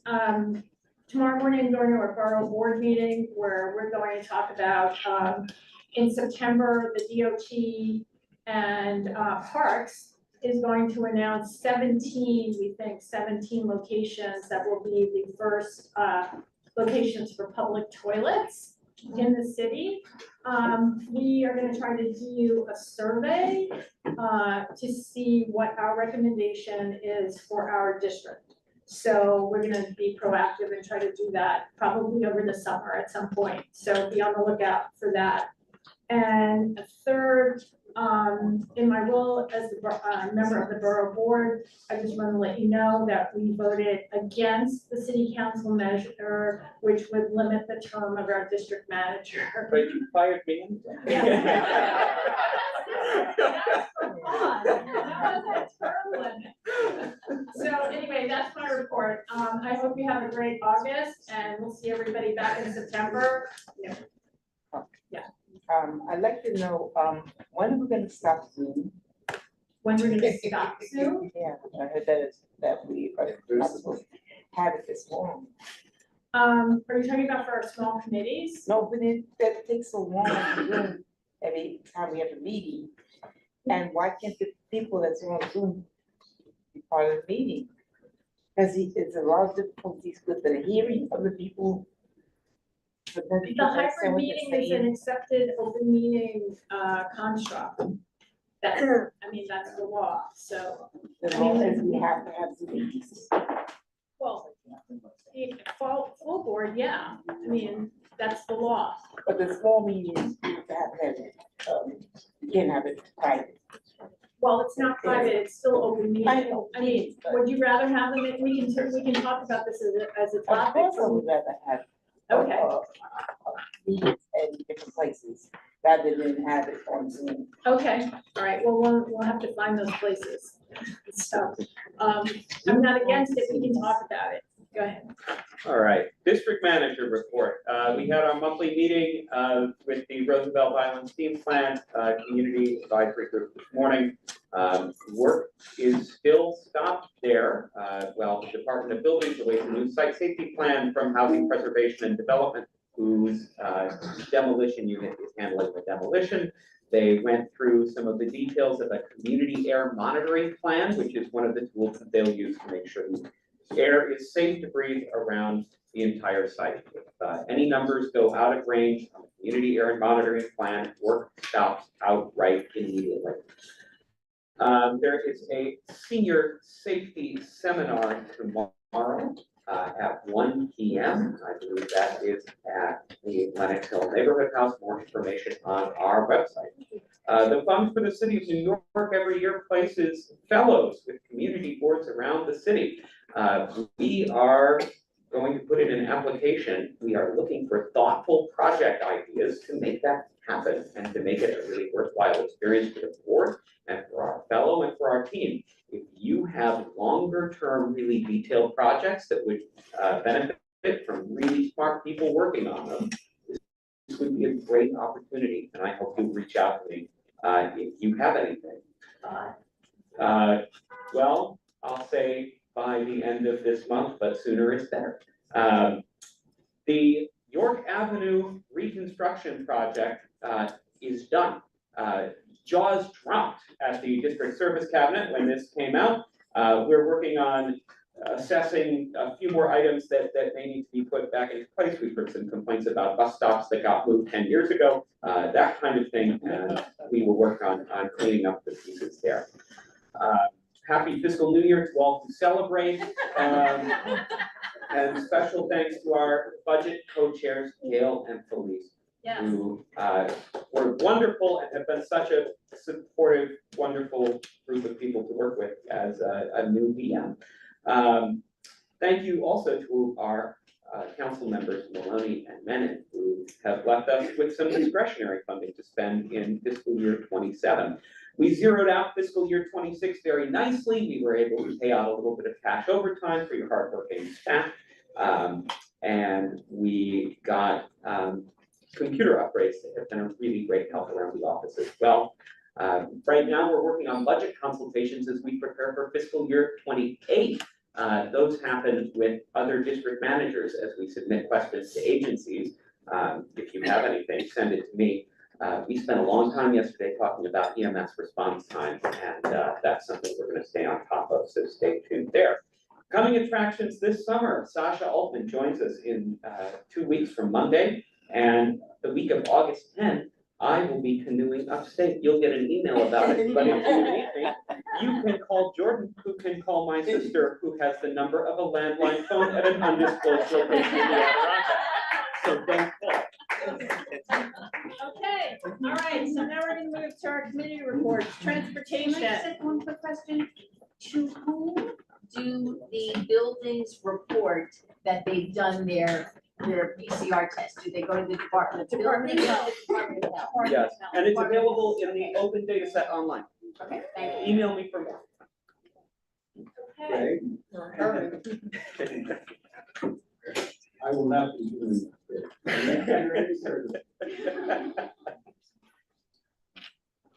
Okay, we have 3 items, and we go through them, I think, fairly quickly.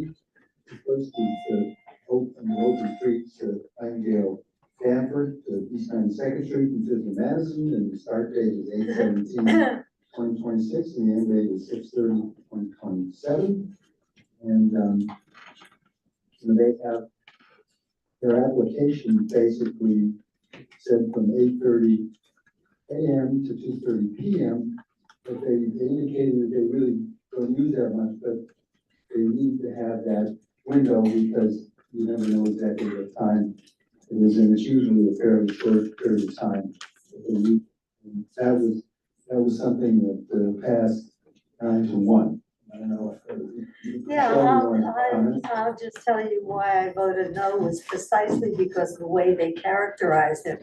They wanted these hours set aside, they wanted approval for it, but in their own description and their own admission, they don't use it. They use it for 2 or 3 times in the year. They don't even use the amount of time that they're asking approval for. And I felt that that was really, and they have a rooftop, so they don't use it as a play area. They just want to use it if they have an occasion, if they have an event. I didn't feel that was really fair for the community to not have a set schedule, but to just have an entity, a school like that, just whenever they want to use it, they can, and by their own admission, that's quite rare. I think they said they used it 3 times last year. So that's why I opposed it. Okay, the committee thought it was small, they said it's a small roof area. They should be penalized because they have, because they may not use all of the time. And just to note that there was a condition in the resolution that said that the school had agreed that they would provide as much advance notice as possible to residents when they do plan to close a street on those rare occasions that they said they will do. Yeah. Thank Call the questions. Okay. Is there anybody who will oppose this? Yes, one again. When they, I think so. Okay. When. Probably not. Let her ask it. Of course. Do they close the street on the days when they don't use it? No. So it's just a No. blanket approval to close the street, but they only do it when they need to. Correct. Thank you. Okay, is there anyone who oppose this besides Michelle? You voted no? Okay, then we take it then, and everyone else voted yes. Excellent. All right, way to go. Any objections on Zoom? Oh, See, when you're not on Zoom. I know, I hate these. Reason because nobody pays attention. No. I'm just kidding. It's just you. No. Okay. Okay. All right, next is Bert Walking School, which is 77th Street, from second and third, and their start date is 8/31/2026, the end date is 7/26/27, and that was unanimous approval. Any questions on that? We had a couple people here speaking, yes. Call the question. Call the question. Second. Anyone who oppose that? Anyone opposing on Zoom? Zoom. Members? Okay. I have a point of information on that. We had asked them to, put out additional flyers and go talk to the businesses. Was that done? Yeah. Yes. I did it personally. Okay, Yes. thank you. Thank you. So- Okay, so that's, I guess that's unanimous. Okay, third one has to do with the bike battery swapping charging stations, and this was an interesting one, and as we know, these battery charging situations can be very bad and start a lot of fires, and so they want to test this program, where they want to have these things on the sidewalk, where the person on the bike can go up and just exchange their battery. They get a new battery and a good battery, and they exchange it for whatever they've got. They have to pay a small fee. We said, well, is there a way you can relieve them of the fee? And they said, we're studying how we can pass that off. It was delivery people pass that off, and they're employers essentially. And so, and I think there was one person who was concerned about one of the locations, and they said, the Department of Transportation said, they'll study and see if they can shift that location, so they're flexible on that. But we basically approved that, and let's see. And DOT is still soliciting feedback on the program and the proposed locations. They're taking any suggestions that anyone may have, potential locations where they may wish to recommend it. So that could be done through the DOT's website, I believe through the end of the month. And then it was about 10-1, and Sheldon will comment. Yeah, I mean, I'll just say that it's providing the service for private businesses. It's taking the streetscape, sidewalk space, which is increasingly, we're so concerned about pedestrian space, but that's increasingly shrinking. And I think that the businesses should take care of this, or put them in a gas station. We have a few gas stations up here in the Upper East Side, and put them there, but on public streets, and they're for private people. I mean, I don't see the correlation. Obviously, others disagree. If this didn't happen, where would these bikes be charged? Well, that's the question. They just charge them themselves. They do it themselves, go somewhere and In their switch it out, or in their house. Okay, so it's this or a house? Or the store. Well, that's the idea, to not have it done. Or the restaurants. Or the restaurant. Right, but with batteries that aren't necessarily regulated, that could be dangerous. And Right, so that- are these primarily for the e-bike riders that do Yes. deliveries around? Primarily for the delivery. Okay. Yeah, I'm not against it. My only comment is that, what I raised at the committee is that I'm troubled, as much as I give a hard time, well, don't give a hard time, but I raise about the e-bikes and going on the wrong way and all the craziness that they do. I also understand that the pressure they're under from the corporate folks who are running the operation. And I'm troubled by the fact that the bike owners have to pay for this. And I wish there was something or some way we could express to our elected officials and the mayor on the affordability front that it should be the corporations, because I have an ugly feeling that once this goes in and the bike riders themselves to start out are already paying for this, that they will hire some very well-heeled, very smart attorneys to make sure that continues on if anybody tries to change that. So just a comment we could pass it along to our DOT did say, DOT said they're looking how they can put it on the floor. Any other, anything else? And just, how big would it be? It's not very big. Up to print a 4x4. Okay, how many, do we know how many, batteries it would hold? 16 or 20. Can these units blow up like the ones? 16. No, serious, are they, are they? Yeah. They look like big. No, these are. They're more like towers. Can they blow up? They're contained though. Well, no, they can, these are batteries that are big batteries and meet all the requirements, so that's the idea. They're not gonna blow up. And the idea is you don't want the old, batteries that they're switching out, you don't want those batteries moving around because they can cause problems. So, I mean, it makes a lot of sense, and it worked well, and they had a pilot project, it worked well, and the drivers seemed to think it was a good idea. Anything else? I would prefer that if we vote on the location separately, because I can't support the 73rd Street location. I know they said they would look at it, but it's right next to a restaurant that has outdoor dining, and there's not gonna be a lot of room there to have it on the sidewalk. I'm curious, when I saw the placements for the pilot, it looked as though the better location would really be at the foot of the Queensboro Bridge, where there's like a huge pork chop, and they could put 3 of them there, and instead of putting them on the sidewalk. So I would like to make that suggestion, as an alternative to the one on 73rd Street. Well, our resolution basically says they're gonna look at that to change it, and they said they'd be open to change. But I don't even know why we would propose it if, I mean, if everybody else wants to vote for it, I just think it's not the best pilot site. 73rd and what? First Avenue, In front of Westville. in front of Westville. Yeah, they picked the sites based on volume.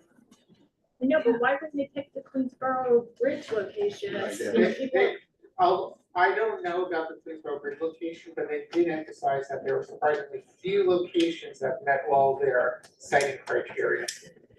Because for whatever reason, whether it be street design, power availability, whatever else, but there were. Okay. Yeah, there's a lot of stuff, so Okay. we thought we'd leave base. Okay, all right, fine. That was And are we ready to start? Is the 79th one in that like vacant news place? Like there's like It's- 79th and First, there's a vacant little like. It's near there, I believe, it's in front of where Oh, the that's. entrance to where Wayne. Never mind, Road and never mind, the never mind, Fairhope never is mind. friendly. It's Yeah. near Yeah, that's right, yes. Yeah, okay. I'll call the question. Yeah, right. Second. Okay, all in favor? Okay, Anyone on Zoom? can we vote on this, please vote for this one? Michelle?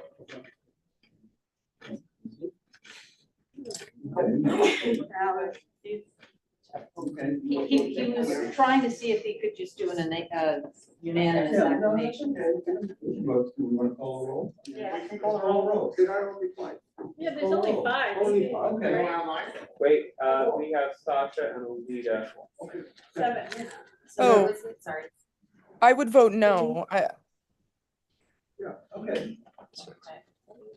That must be like part of the I'll leave it. You're abstaining. So you want to just say 7 yes and the rest yes? Okay. Well, let's call a roll. Let's call a roll. Okay. Call a roll. Anderson. Stand up and be counted. Angelos. Yes. Ashby. Yes. Abazar. Yes. Barron. On Zoom. Gil, you should have a prompt to unmute. Just can't pass Come over. back. Birnbaum. No. Morris. Yes. Barrero. Yes. Cam. No. Chu. Yes. Coleman. Yes. Colmack. Foxon. Yes. Faber. Abstain. Fink. Yes. Helen Clark. Yes. Herzog. Yes. Halpern. Yes. Hershenson. Yes. Johnson. Crickland. Yes. Later. Yes. Lev. Malati. Yes.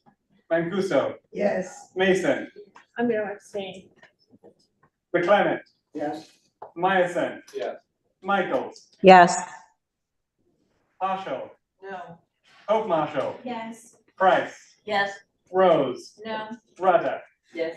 Schneider. Yes. Seligson. No. Fallon. No. Selway. Yes. Slay. Yes. Tamayo. Yes. Wall. Yes. Warren. Yes. Weinberger. Yes. Coming back to, Aaron said yes. okay, thank you. In that case, it passes 35-6-2. You missed Sanchez. All right, landmarks, come on up. You missed Sanchez. Sorry, can we have Sanchez back? Sanchez is off. Thank you.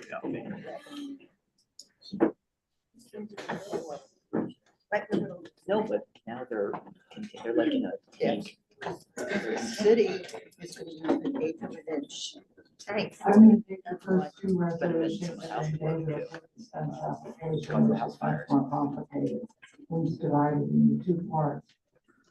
We heard three applications. The first was 211 East 62nd Street. It was basically to change the, grill work on two entry doors at the ground level and to change the design of the, Juliet balcony guardrail at the second floor. In general, it was supported by practically the entire committee, except for a couple of people. Kim? Motion to approve as presented or call question? Second. Second. Call the question. Second. So I think we can take this by acclamation. Are there any negative votes on this? One. Anyone on Zoom, raise your hand, please. Three. Is that correct? Oh, three person negative votes. Tamayo, Ashley, and Burn down. No, Maya Johnson. Johnson will not.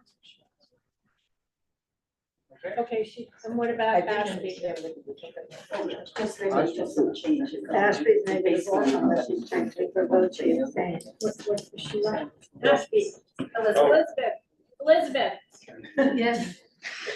Are you a no or a yes? No, she abstained in the committee. Well, I'm just. Elizabeth. Hush. Elizabeth, you can't make the choice You're the only one who hasn't voted.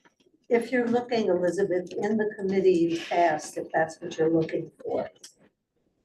Abstain. I'm sorry. Okay. I understand. Thank you. Okay. I'm changing my Okay, we're vote. gonna move right along. I'm changing my vote. Two. Yes, okay. Thank Got it, you. thank you. Thank you, Roma. Sorry about that. So we can move to the next application? Yep. 673 Madison Avenue. This is an application to install lighting at the cornice, a very distinguished building, which is the gateway to the Upper East Side Historic District.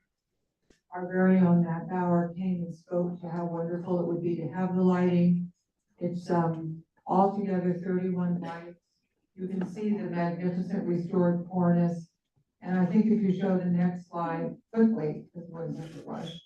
Well, I wanted everybody to see the pineapple. There are two of these whimsical pineapples at the corner. You can go to the next slide, but it's so whimsical and wonderful to have a pineapple. Next slide, or was that the last one? I have this. Oh, yeah, this just shows the placement of the downlights that will be, there's a conduit run behind within the cornice, and then a couple of screws that will actually fasten the lights from the outside. This was actually unanimous, except for, I think, one abstention. Elizabeth? Are there any stipulations about turning the lights off after a certain time at night? They did say that the lighting would be fairly dim. It's not gonna be bright lighting. But we didn't really check the hours, Elizabeth, sorry. Miles? Call the question. Second. All in favor? Any against? I think this can be unanimous, except unless there were. Abstain. Any hands against on Zoom? None. Okay, we've got Tamayo. Okay, thank you. It's all yours, David.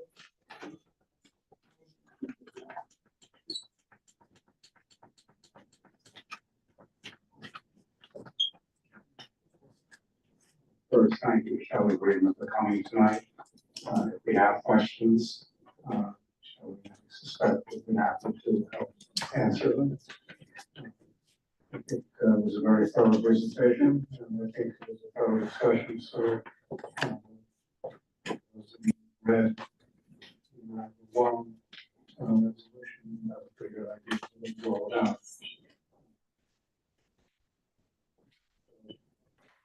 There are two parts to this in terms of how we have to treat this. What we've essentially done as one project, how it was presented to us, and we actually have to vote on it as two separate projects because the mansion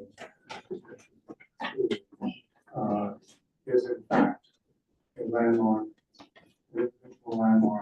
on a separate tax line than the row houses on their own tax line, and that will be the historic district. But I'm going to try to run these slides quickly, so at least you get a good sense of what the project. That will be very complex. I think I picked the slides that will make it fairly straightforward. In any event, it's important for you to see the mansion. Next slide. So these are the townhouses as they exist today, and they have a retail base, and they have floors above which once upon a time were residential, and they have the top, which is considered important in terms of the comments that we got. Next. I'm going to try to speak loudly enough that you can hear me. Here are the two row houses. Here is the yard between them, and here is the start of the mansion. Essentially, the project is to fill in the rear yard and Hold on one connect. second. I'm sorry, my phone is just going nuts, I apologize. All right, go ahead. Essentially, the project is to take these two row houses and connect them to the mansion, and as you'll see, to connect them all on the same floor. So to have the same floor levels throughout. That's what makes the complication. Let's go next. So here you see the Madison Avenue building as it is. And here you see the section as it has to become in order to carry out the floors to match the levels of the mansion. And you can see that we no longer have a ground floor which is level with the sidewalk, and we have added essentially one additional floor. Next.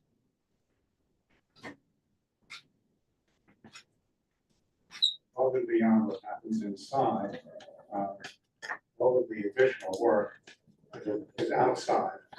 One of the advantages is that Spence is going to do standing common wells. So in effect, they will not need to have any rooftop equipment. And those standing common wells are going to go in the cellar of the mansion. So on the roof, what's going to happen is that there'll be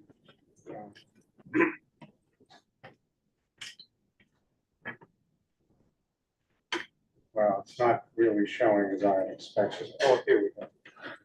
This is existing, this is proposed. So the mechanical is disappearing.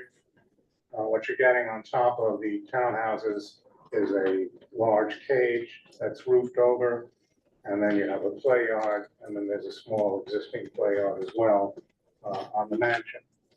And the issue of wall plane came up. The only wall plane will be in the cage, which will have a roof on it. And the material for that is the minimal that you can create in terms of visibility. Next. Thought it was important to just see how the building is built up three-dimensionally. So you can see that They are maintaining the roof level throughout and not adding anything to the mansion with the exception of the one play area. And this just gives you a sense of the overall proportions. Next. This gives you the look from Madison Avenue of the townhouses today. Next. You can see how they have extended it vertically. And one issue that came up is whether this is shops or whether this is school, will this be active space? And how would the sidewalk feel? Next. But it was important to see the overview. This is how it is today. Next. That's how it's going to be. So what I'd love to do is take the first resolution, which was to disapprove the mansion. You can see that it was defeated, but it was close. So so I think that we should discuss the mansion one first, and then we can go on. David, maybe you should specify exactly what the mansion wanted to put in the walls. The mansion was, there's only one, the mansion is being restored.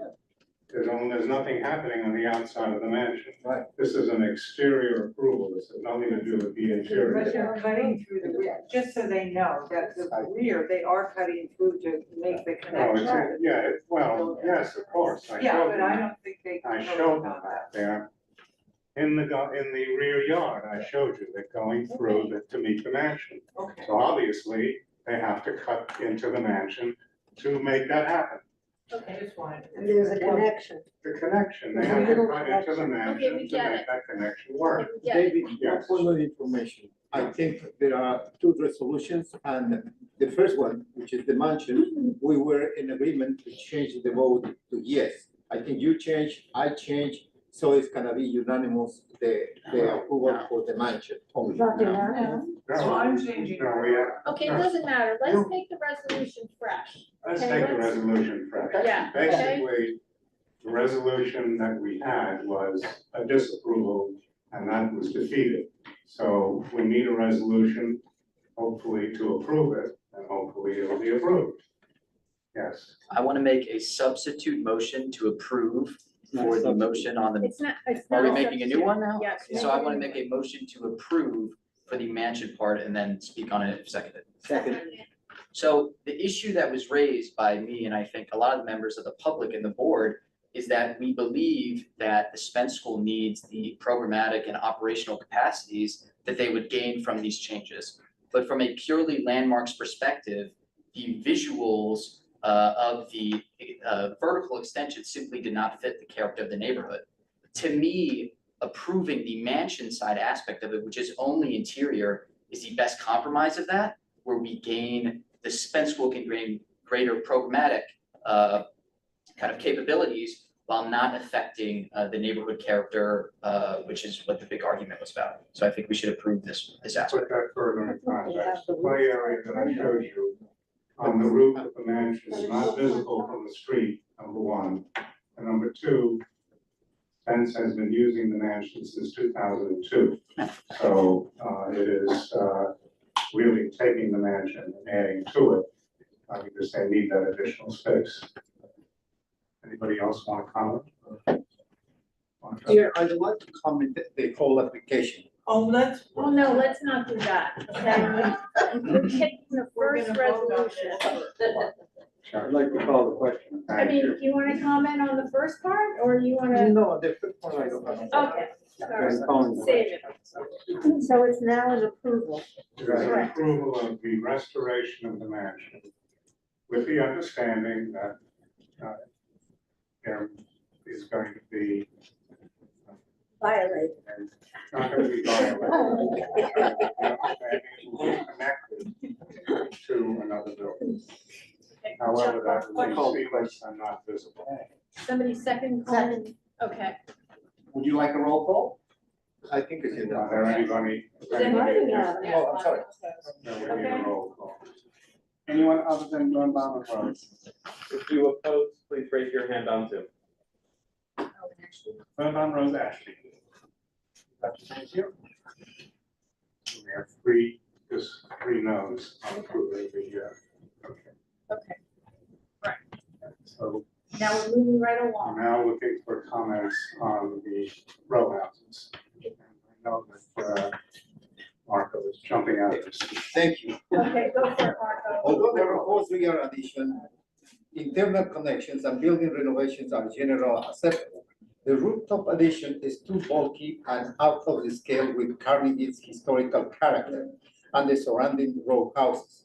The sightline analysis, the proposed wall cage appears unnecessarily tall and adds to the overall rooftop bulk. Comparison with larger buildings, other neighborhoods, or older projects are no appropriate precedents, as many predate the historical district designation.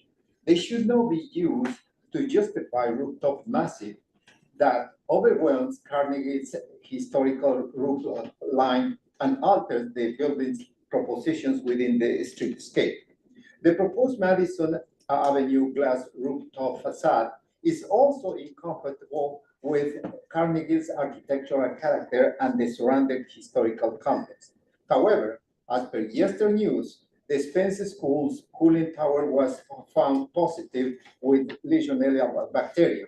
Incorporating a geothermal system is positive to reduce the risk of this contamination and is a positive feature for sustainability. While the rear additions and renovations are supportable, the rooftop addition should be reduced in height and mass to better respect the historical district. Thank you. To be clear, the rooftop cage is in fact a mesh. So yes, it's visible, but not like a solid mason, solid metal wall. And, happens on a lot of schools. Anybody else want to comment? I just want to step away for a second. I just wanted to let everybody know that, as you know, Lo Vanderhoff came here in person for the first time. Louder, Jane, you don't have the mic. The two watchdog not-for-profits that care about the architectural integrity and the historic district within, both for the Spence Mansion and for, as you know, Patrick Murphy's, that charming market, which is now disappearing, and the brownstone next to it. The Civitas and Carnegie Hill neighbors both came and spoke at our landmarks committee in opposition to the fact that it's really not contextual. Spence can do better. They have a brilliant board of directors, they have a brilliant new head of school, and our hope is that they would come back to us with a more contextual design for the site. None of us are really opposed to Spence expanding, but we just want to see something that fits contextually within the historic district. Thank you. Let's provide a little bit of clarification. One of the objections from Civitas in their letter is the use change. Landmarks is not going to take that into consideration. There's an appropriateness, which is a little visual. So the other side of the coin, however, is that Ms. Jane makes, I think, a good point. The question is what Spence might do to make that street front area perhaps feeling more accurate or feeling more transparent, and just feeling better on the street than it seems as if it's going to be in the current rendition that we've seen. I can first, I did not consent to. Excuse me, have we get this is crossed off, is he talking? I finished trying to give you some context I on know, what but landmarks are going to look at and what they're not. I apologize. I can't comment on whether you can speak or not because you wear two hats. I did not present at the No, you Management cannot Committee speak meeting, to the motion. And also I received, which I passed along, a Manhattan Borough President's conflict of interest statement, and it did not mention, number one, that I could not speak as a committee, as a board member, and it also did not indicate, and I shared it with the executive team at for Community Board 8, and also I can, not only can I vote, I can also speak to it. And I simply want to say that Jane Jacobs is one of the original planners that discussed institutional expansion overall. And while I agree that Sharon, you are out of order. that You are out of no, order. that's not true. I raised my hand and I read and I You are read out of order. You I cannot raised my speak. hand. You cannot speak. How That are is you not true, speaking? because I forwarded to you, Valerie, the email from the Conflict of Interest Board. It simply stated that I personally could not make the statement. It says the conflict of interest law generally prohibits you from communicating with your own community board on behalf of your private employer. Okay.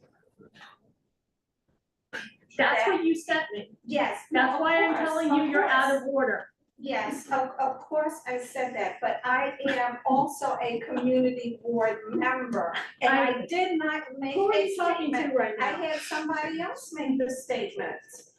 As someone else made the statement, I did not make the Okay, statement. you've made your statement, sit down, but you're out of order. No, I didn't know. When I'm asking You people to handed out things when I'm on behalf asking of Civitas people to tonight. I consider- didn't stop you. It's, wait a minute, because Valerie, the conflict of interest statement was very clear that I just lied to you. voluntarily sent that to the board overall. I voluntarily sent it to you because I anticipated this type of discussion. It did not say that I could not vote or speak. It simply said that I could not present the statement. And I did not present the statement. No, it says that you cannot. And I was at the board meeting, my vote was not counted, even though that I was there, and I Okay, did so not please- present, I okay. did not present the statement. So I You need to followed go back that to the rules. COID. You And need to what go I'm back to the suggesting, COID. what I'm suggesting is we simply have no other way to influence this process, even though the Landmarks Committee only considers the visual impact. But we cannot, we cannot impact institutional expansion until we vote no and ask them to come back with a better plan. What's the procedure? Okay. Is there a vote, Well, So should we just say- right now, the resolution is to disapprove. oh, that's the same, it's all in one. Right. No, there are two separate resolutions for Well, two we are- separate tax laws. okay, The first one was disapprove the mansion, it got changed to approve the mansion, it's approved.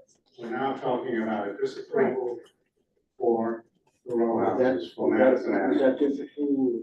That disapproval was voted on and Yes. approved as a Yes, disapproval. by that's the the full committee. force of that. Okay. I'd like to make a friendly amendment. I just want to echo what James said, because whether, when we do vote on this, whether we yay or nay, I would like sense to know, and maybe this should be in the resolution, that we would want to work with them to make this as good as possible for expense and also for the community.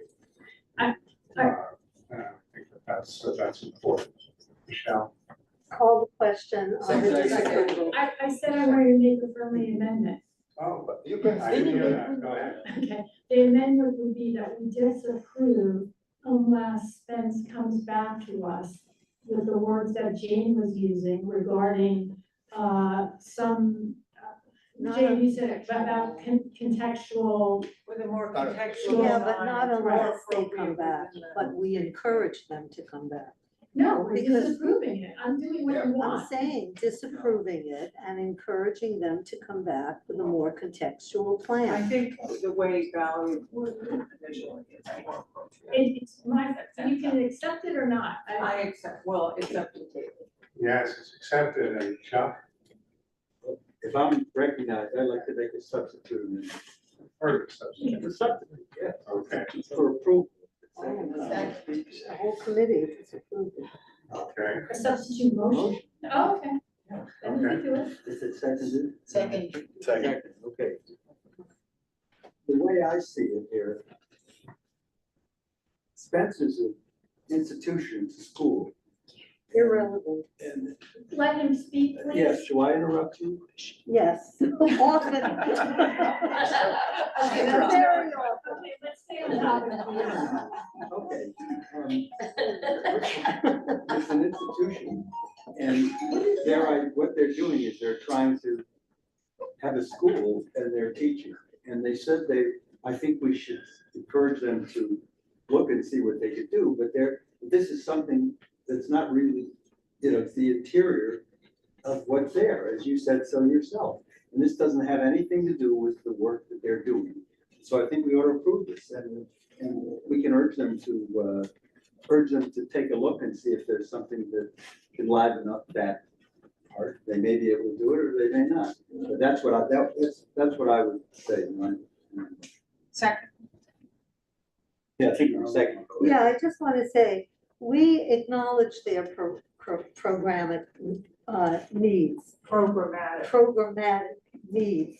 But in the landmarks committee, and this is a landmark item, we're talking about appropriateness, we're talking about the visual impact and the historic nature, and you have the main organizations in that community, Carnegie Hill Neighbors, Civitas, others, that are in opposition to this. By voting no and disapproving it does not discourage or inhibit Spence from coming back with an alternative plan. As a matter of fact, we are optimistic that they can. They have wonderful architects. It's a terrific community. They'll come back with something that's more palatable. Why give away the store in the beginning? I mean, why would you approve it now and not ask them for anything when we know it could be better? The committee wants it to be better. The community wants it to be better. So why would you approve it as presented and not ask anything of them? I mean, to me, makes no sense. And we spent a lot of time on this, so this is coming. Yeah, so we're beyond our 15 minutes for this. No, in So the let's committee, move we it. spent a lot of time on I'll let Chuck respond, and then the gentleman. Here's my comment. No, they both are concerned about the use, and that is not. No. They raised an issue about the roof, but that was not a major issue. The major issue was the fact that the stores weren't going to be. I don't think that's not an appropriation. It's the design, Chuck. Well, they didn't. Chuck, there are really two, I'm not gonna worry about it. Well, the question is where it came from, whether it came from Civitas or not. Above and beyond the use issue, there was an issue about human folk. And that was Carnegie Hill Neighbors. that they are proposing. And that is something that Landmarks is going, that Landmarks. Okay, we have to Commission move on. Something that we have an opinion on. The motion, But right now. what is the motion on the floor, Right please? now, there's a motion on the floor to approve. I'd like to call the question. So call the question. I'd like to call the question to the motion proposed by Chuck and seconded by Yeah, somebody they else. To approve. Do we know what the motion is? Yeah. Who wants to On the approve? screen. It's urging them to take a look at Thank you. how the uses can be. Nobody's approved it. Call the question. My understanding is that it's to approve, it's to approve the design as presented with the understanding that Spence would work with us. Yes. Okay, let's vote. Let's vote. The motion's on the floor. Let's vote. Okay, send the roll call, let's go. Anderson. Yes. Angelos. No. Ashby. No. Lavasar, Yeah. Darren, No. No. Birnbaum, No. Horace, Yes. Ferrero, Yes. Ham, No. Chu, No. Coleman, No. Cormac, Yes. Paulson, Yes. Barber, Yes. Fink, Abstain. Alan Clark, Yes. Herzog, Yes. Halpern, No. Hershenson, No. Johnson. Pass. Kirkler. Yes. Later, yes. Lev. Yes. Malva. Yes. Mancuso. Yes. Mason. Abstain. Clemens. Yes. Myerson. Yes. Michaels. Yes. Marshall. No. Hope Marshall. No. Price. No. Rose. No. Rudder. No. Sanchez. No. Schneider. Could David please repeat the motion standing closer to the microphone? I could not hear it. Motion is to approve with the understanding that we would need to dispense to improve the project as much as possible. To improve what? Improve the design. Okay, yes, I'm voting yes. Okay, that's a yes from Judy. Jellison. Yes. Salam. Yes. Selway. No. Slay. Yes. Maya. No. Wall. No. Warren. Yes. Weinberger. Yes. All right, returning to the passes. Forrest. Yes. Herzog. Yes. Johnson. No. And is that everyone? I don't know, you got to tell us. Yep. Look on screen. Yes. 24 yes, 19 no, 1 abstention. Okay, okay, all right. It passed. Okay. That's what I thought. All right, I think we're done, right? We are done. Thank you so much. Okay, I'm gonna move the agenda a little bit because we have somebody who has to leave and I wanted to give her, these street fairs right now. Thank you. Do I have to go? I can talk very loud. We have to hear people who can't hear. They may actually hear better without the microphone. Oh, really? Yeah, the microphone does not help for them. It makes it moderately worse. That's true. Let me just pass. Just stand there. Barbara? Just stand right there. Right here? Okay, it's unanimous. There's one comment I'll make, and you may have known that from the side. When the application came in, this was Marymount, the day of the meeting, it became Northeastern NYC or New York, I forget, I think NYC. So that's a new name, if you see it under new name. One truck, Marymount is the only truck. I know, I have it all written down. Okay. So I vote yes on everything and no on Marymount. Okay. Okay, Thank you. all right. Anybody else gonna vote no? Miles, I see you have that. Okay, that's the motion. We got it. Okay, now, I think, thank you so much. So now we're at streetlights for another fast round, right, guys? No. There's stuff. One can hope.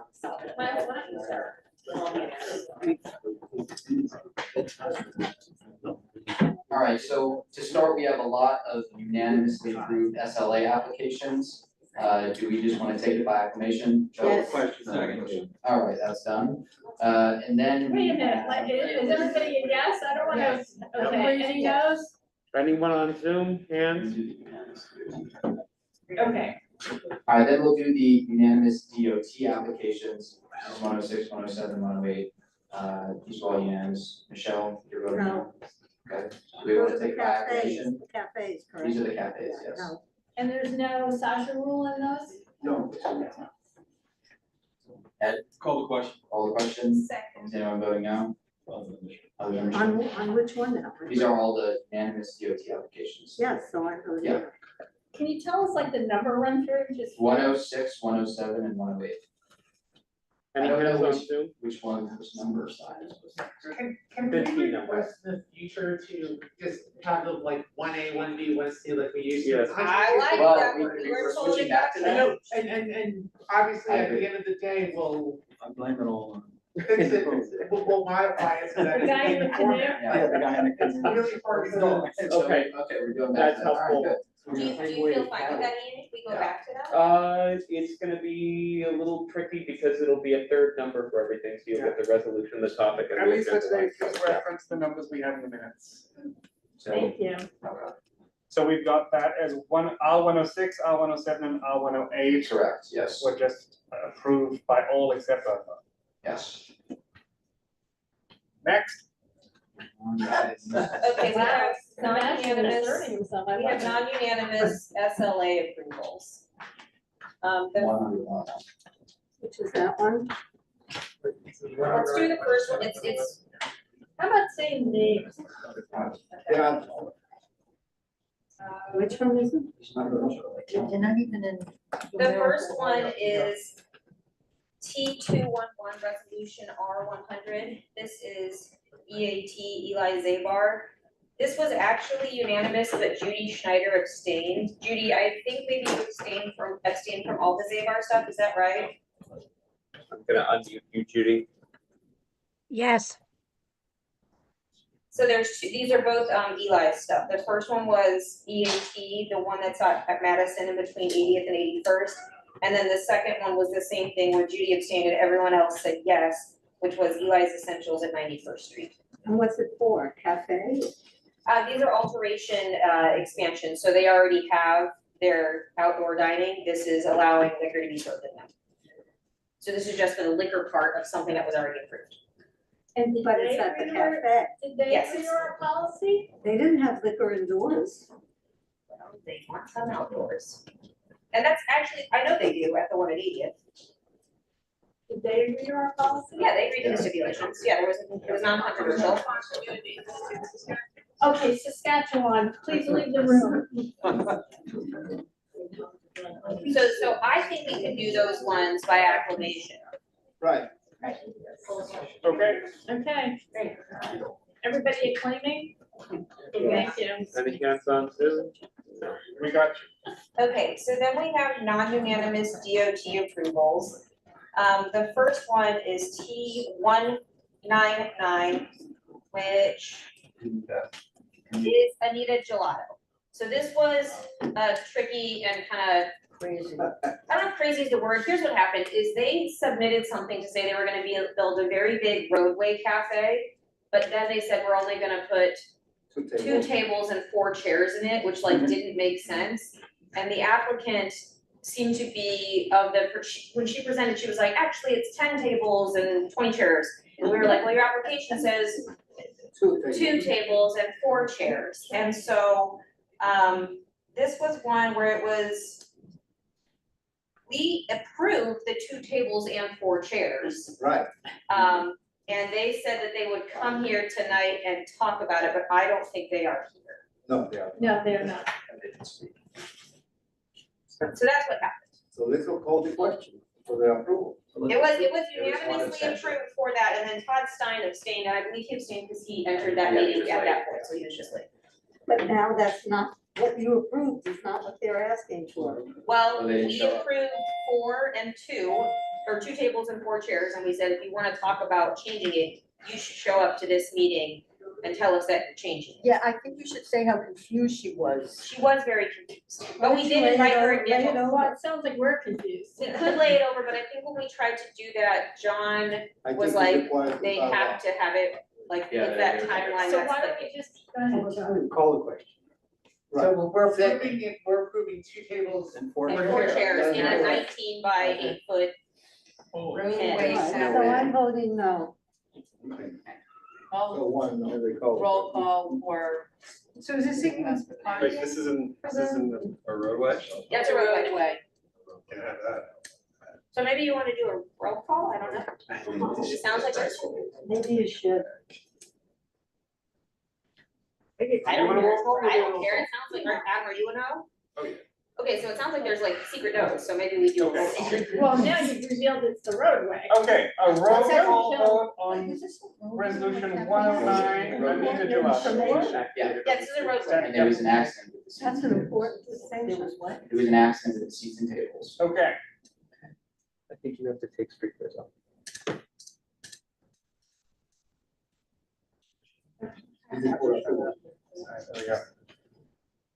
There we go. Anderson. Yes. Angelos. Yes. Ashby. Yes. Abisar. Yes. Barron. Sorry, Gail, there you go. Go ahead, Gail, you should have a prompt to unmute. We'll come back to you. Flores. Yes. Ferrero. Yes. Cam. No. Chu. Yes. Coleman. No. Colmack. No. Wilson. Yes. Faber. No. Fink. Yes. Helen Clark. Yes. Hudson. Yes. Helper. No. Hershenson. Yes. Johnson. Not here. Crickler. Also gone. Later. Yes. Lev. Yes. Malati. Yes. Mancuso. Yes. Mason. No. McClement. No. Meyerson. Yes. Michaels. Yes. Marshall. No. Pope Marshall. Yes. Price. Yes. Rose. No. Rudder. Yes. Sanchez. Yes. That was a yes? Yes. Thank you. Schneider. Yes. Seligson. Yes. Selam. Yes. Selway. No. Slay. Yes. Tamayo. Yes. Wald. No. Warren. Yes. Weinberger. Yes. Going back to passes, looking for Chu. No. Barron is on. Barron. Gail? Gail, we can She hear says you. no. She said no. No. Sorry. No. Okay, it passes. Okay, so there's two others that were non-unanimously approved, and I was the only one who voted against them. They are both roadway cafes. The reason I voted against them was will you put up the first one, Ian? Is it Bellini or pineapple? Fellini, yes. Or no, This is- pineapple's first. Oh. Okay, Pineapple is Cafe Commerce, which you heard from someone earlier today in the public session, but the reason that I didn't like this application, or I thought it was unworkable, is if you go to this, page 6. It's a 10-foot space, and they have 4 tables and 2 people on either side of those tables. I'm a small person, but I don't think 8 of me fit in a 10-foot space with a table. And so this is just like an unfeasible way to do this, and so I voted no. The second one that I voted no on, which is Fellini right after it, I voted no for the same reason, because they had spacing that was also like inconceivably tight, which I believe is on this page 5, which is 4 people shoulder to shoulder in a 7x6. So I just voted no because it doesn't seem like a functionally good way to be in an outdoor dining setting. Everyone else voted yes. Yes, call the question. Call the question. I don't know if you wanna do them separate or together, but So good. together seems fine, okay. So this is for T207 and T231. We roll call again? Call the question. So this is M295 and M296. Yep, or you can do it tonight, I just go, would you like a roll call?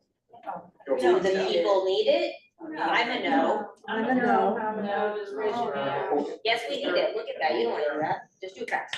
Okay, Anderson, yes. Angelos. Yes. Ashby. Yes. Abisar. Yes. Barron. Yes. Birnbaum. No. Flores. Yes.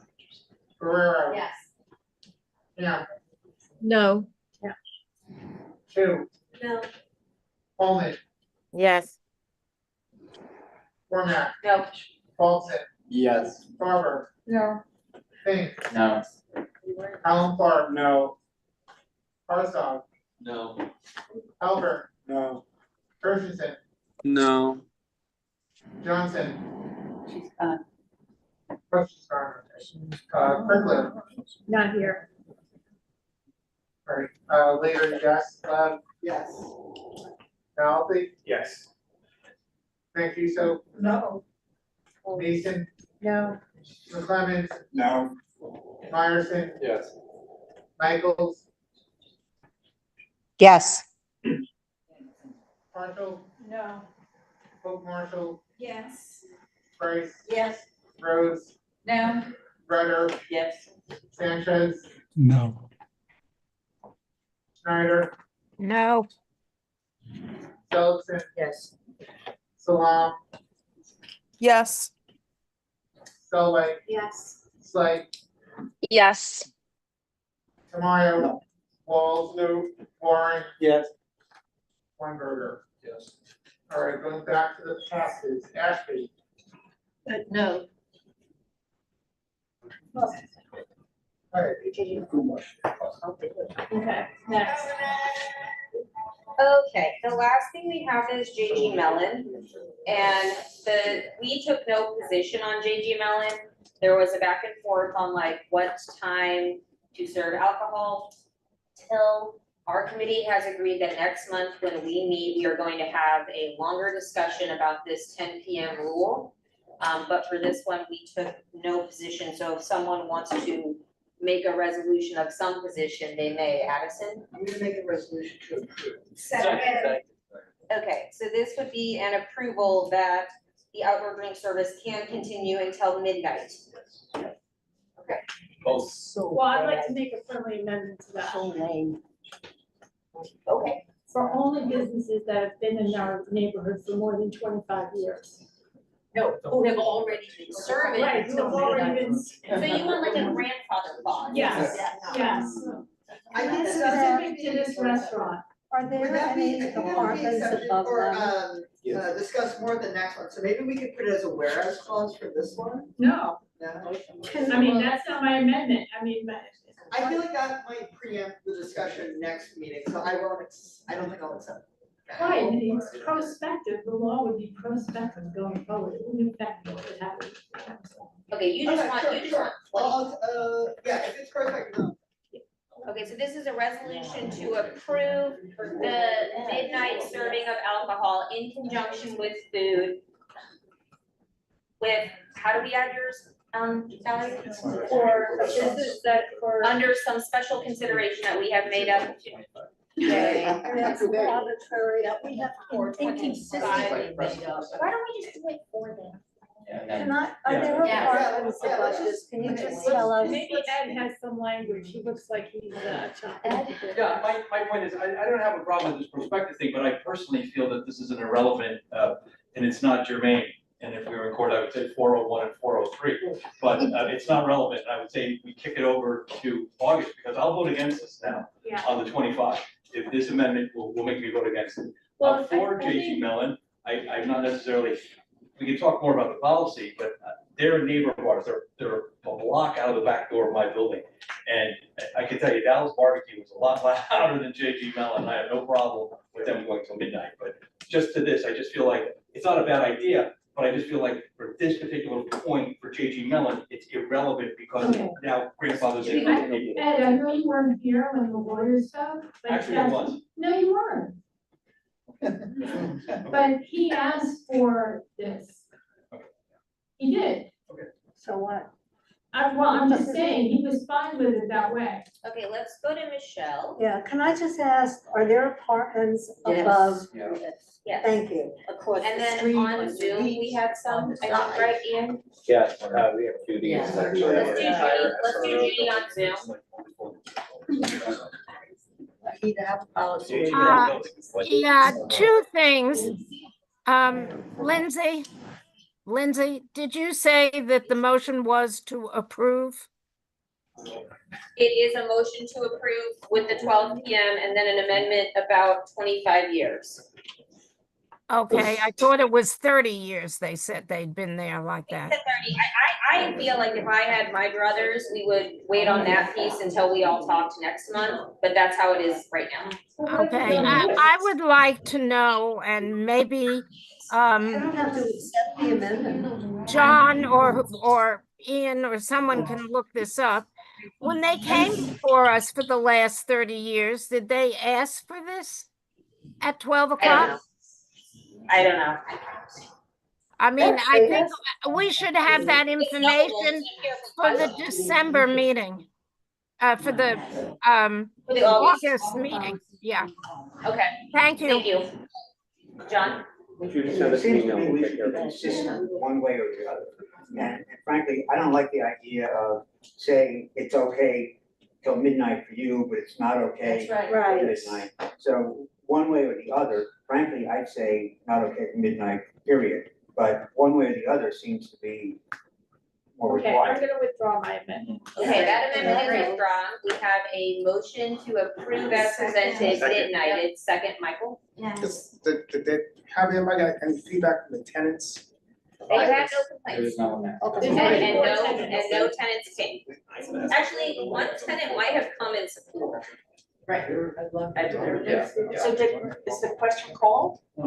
DJ? Call the question. Second.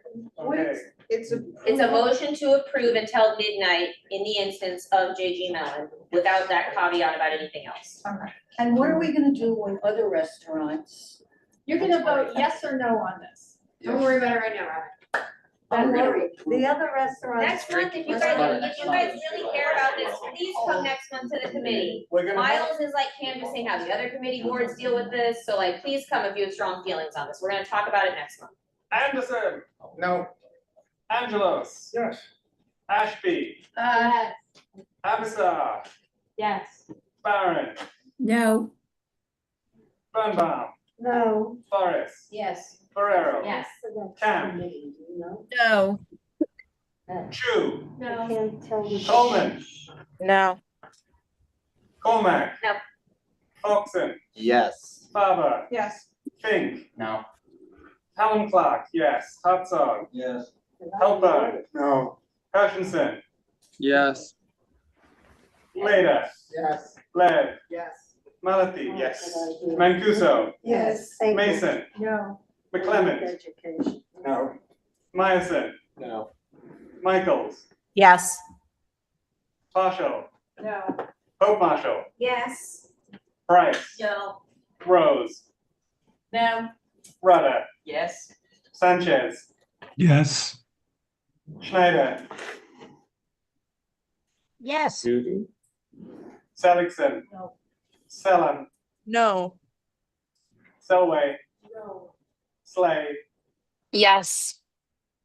Tamayo, Wald, I'm voting for cause. Warren, No. Weinberger, Yes. Ashby. No. Motion fails, 20 to 21. Oh. Should we flip it? Do we do we have to have an answer by any time? Or is there a time limit? We wait for somebody? Ian, what's the? Just- Can we make a motion? Is there a time Addison, can you snag Jordan from the? Sorry? Can you snag Jordan? Yes. John might know this one too, because he had to do with us. Because I'd like the committee to meet. We are gonna meet in August.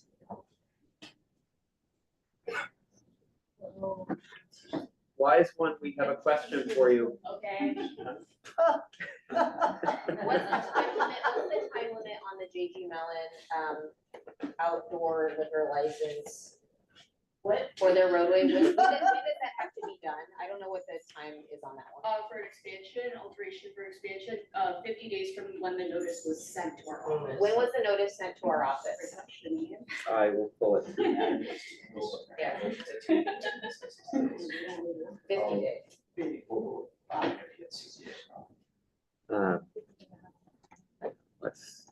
It's gonna take a few minutes. If you have anything else you wanna get Well, to? my guess is we disapprove it and then they do it anyhow and say, the state liquor authority lets us operate from it. That's my guess is how this goes.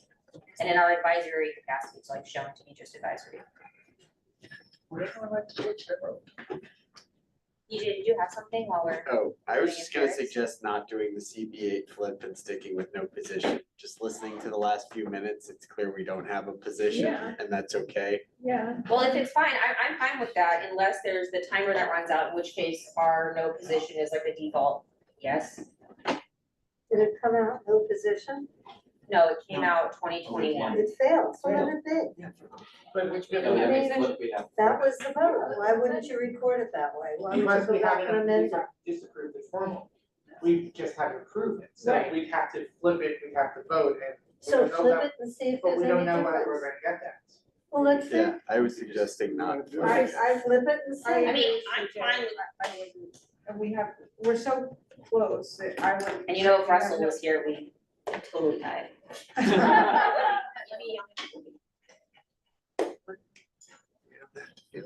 Russell would vote for it, it would be totally tied Can we if say Russell that was that's here. irrelevant? It is irrelevant, it's just They're no. here and vote and that, you know, that you snooze, you lose. I mean, Right. so what are we doing? I don't know Well, why right we now, don't we're do waiting it for this the way. timing, but I'm fine, I mean, Why aren't we handling this like we handle everything? We received the document on June first. on June first, so we're not gonna meet before next day. Well, if you did, go ahead, you're running your meeting. Elizabeth, Motion to disapprove. Second. okay. Okay. Craig, you wanna do this one or Sash? I don't know. Sure, if anyone's gonna change. Is anyone changing their vote? No, nobody's changing their vote, Alright, just leave it. Then let's flip it and go, yeah. We got you. Okay, that's Thank you, it. everyone. Please come next month if you have thoughts on this. Good, okay. Make a policy. Okay. Moving right along, our fabulous Youth and Education Committee, which has been working on a lot of issues behind the scenes. Very excited. All right, so as I think you might have heard, there's been some reassignments with the Manhattan Youth Organization, which is providing programming to schools in our neighborhood, or which had been providing programming to schools in our neighborhood. That was changed sort of last minute without much explanation.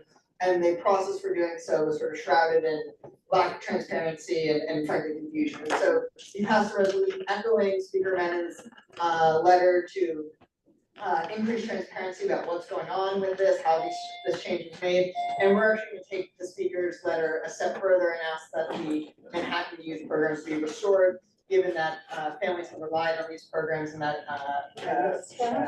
principals and students and families were already happy with them. Good. Good. Call the Call the question. question. Okay, is anybody gonna vote against this? No. Okay, great. Beautiful Any job. hands on Zoom? Great. Acclamation, everybody. Okay, moving right along, sanitation and environment.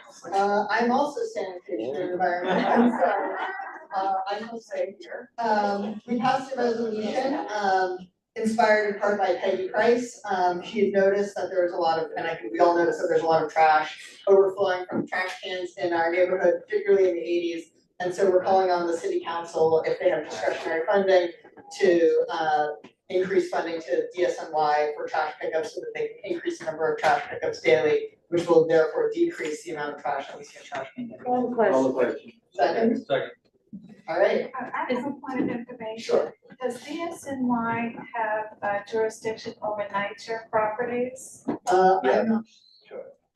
It sounds like yes. Yes. The answer is yes? Yes. Then I'd like to call out, based on Andrea Coleman's comments, I'd like to call out the nature houses in particular. Sure. Needing additional services. Yes, we called out the 80s in our resolution and awareness calls, so we can do that for the next time as well. Awesome. Is that all? Yeah, great. Okay, anybody voting no? I Any didn't see hands a on vote. Zoom? No, I think nobody voted. Okay, by acclamation then, thank you. Okay, now, arts and communications. Yeah, can we put up the design of the logo? Oh, sure we can. Okay. Is there a vote or a report? Yeah, We just need approval of Oh, full this board. is the There isn't logo? a resolution per se. The committee though voted unanimously to approve. Yeah. I'll move to. Thank you. Okay, second. You don't wanna see the other version? Yeah, show the other version. I have. We paid good money for lots of versions. They come in circles and squares so that they can fit different. Can you put the times four up. choices up though? No, We not made four choices. Oh, yeah, Michelle. Yeah, when I knew that the committee was gonna be looking for a new logo, not that I necessarily was alone voice, but because here on the Upper East Side, we probably have more historic districts than most places in the entire city. And I asked that the logo could reflect some of that history. And frankly, I was very disappointed with these because to me, they don't, I mean, you have symbol of things, but the form, the form that the graphic takes, to me, indicates nothing much about this district. So I'm opposed to it. Okay. Yeah, yes. Can you go down to the circular batch one? Yep. My computer will cooperate with me, yeah. Almost there. I like overall the logos. I feel like this one just needs to be rotated counterclockwise a bit, because the 8 is kind of at the bottom. Oh, that's a here, good like- suggestion, it Yeah. should be at the top. And The C Manhattan, should be top. and Manhattan also is upside down. I wonder if that could be flipped around also. Yes. Yes. Oh, like going the Yes. other direction Yeah. then? That's a nice idea. Alita, well, She's one of the co-chairs. yeah. I'm sure Alita would go along with it. Well, you should, Alita. or we can ask her. Go ahead, Alita. Oh, The logo itself is great. I just, that Alita? jumped out at I me. think that's a great Thank you, idea. thank you, thank you. The guy who created, the artist who created the logo actually was really good at listening to what we had wanted. And we felt, or at least I felt, and I think people agreed, that it represents the district in the sense of the park, which is where the Guggenheim is, to Roosevelt Island. So we don't all forget Roosevelt Island is part of this community with the tram. It has the landmark. It has the walk-ups, which we work hard to protect. It has the tourist attractions, the arts community, the residential strong community of Roosevelt Island. And it really seemed to capture the sense of our community. No, it didn't have anything specific relating to the age of the buildings, but the Guggenheim is an individual landmark. And it just really captures how this neighborhood is expansive geographically and diverse architecturally and with things to do and places to go and stuff to see. So I think that's why all of us felt very strongly that this was a great logo. It was clear, it's crisp, and it represents, I think, a lot of what makes our community so strong and valuable. yeah, and also I want to say that there was an emphasis among the members of the committee on having something that was clean, not cluttered, easy to understand. So we didn't want, some of the earlier designs were perceived as very cluttered. So this was a sort of modified version that we liked very much. Yes, So, I'm sorry, Sarah? yes, thank you. So in addition to flipping Manhattan, could we put another little separator dot? Yes. Like Yeah. community board 8 dot, Yeah. community board 8 dot. And then Manhattan the other way around. Yeah. And I don't know if this is said for explicitly, but can we just move it on, feel like this is the old V8 So complex? twist your head if you want. And can we do these things? Twist your I head. will see what we can do. Okay.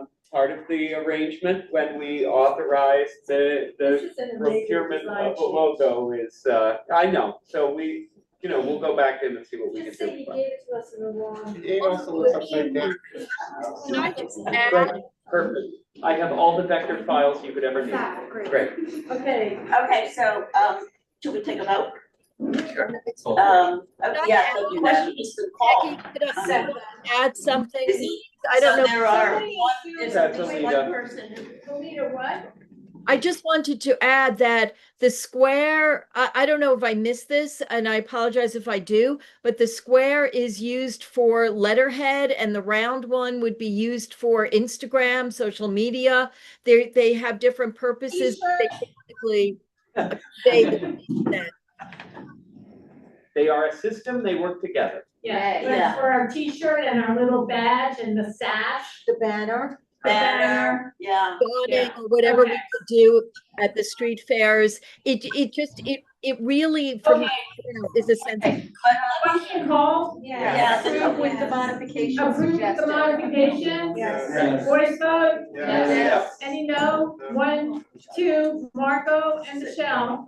Okay. Anybody on Zoom voting no? Okay, awesome. All right. Motion to adjourn. Okay, second. Thank you very much for sticking it out tonight. Sharon, can you just come up here for 1 second? And, hopefully, tune into sanitation and transportation. Thank you. I'm being close to the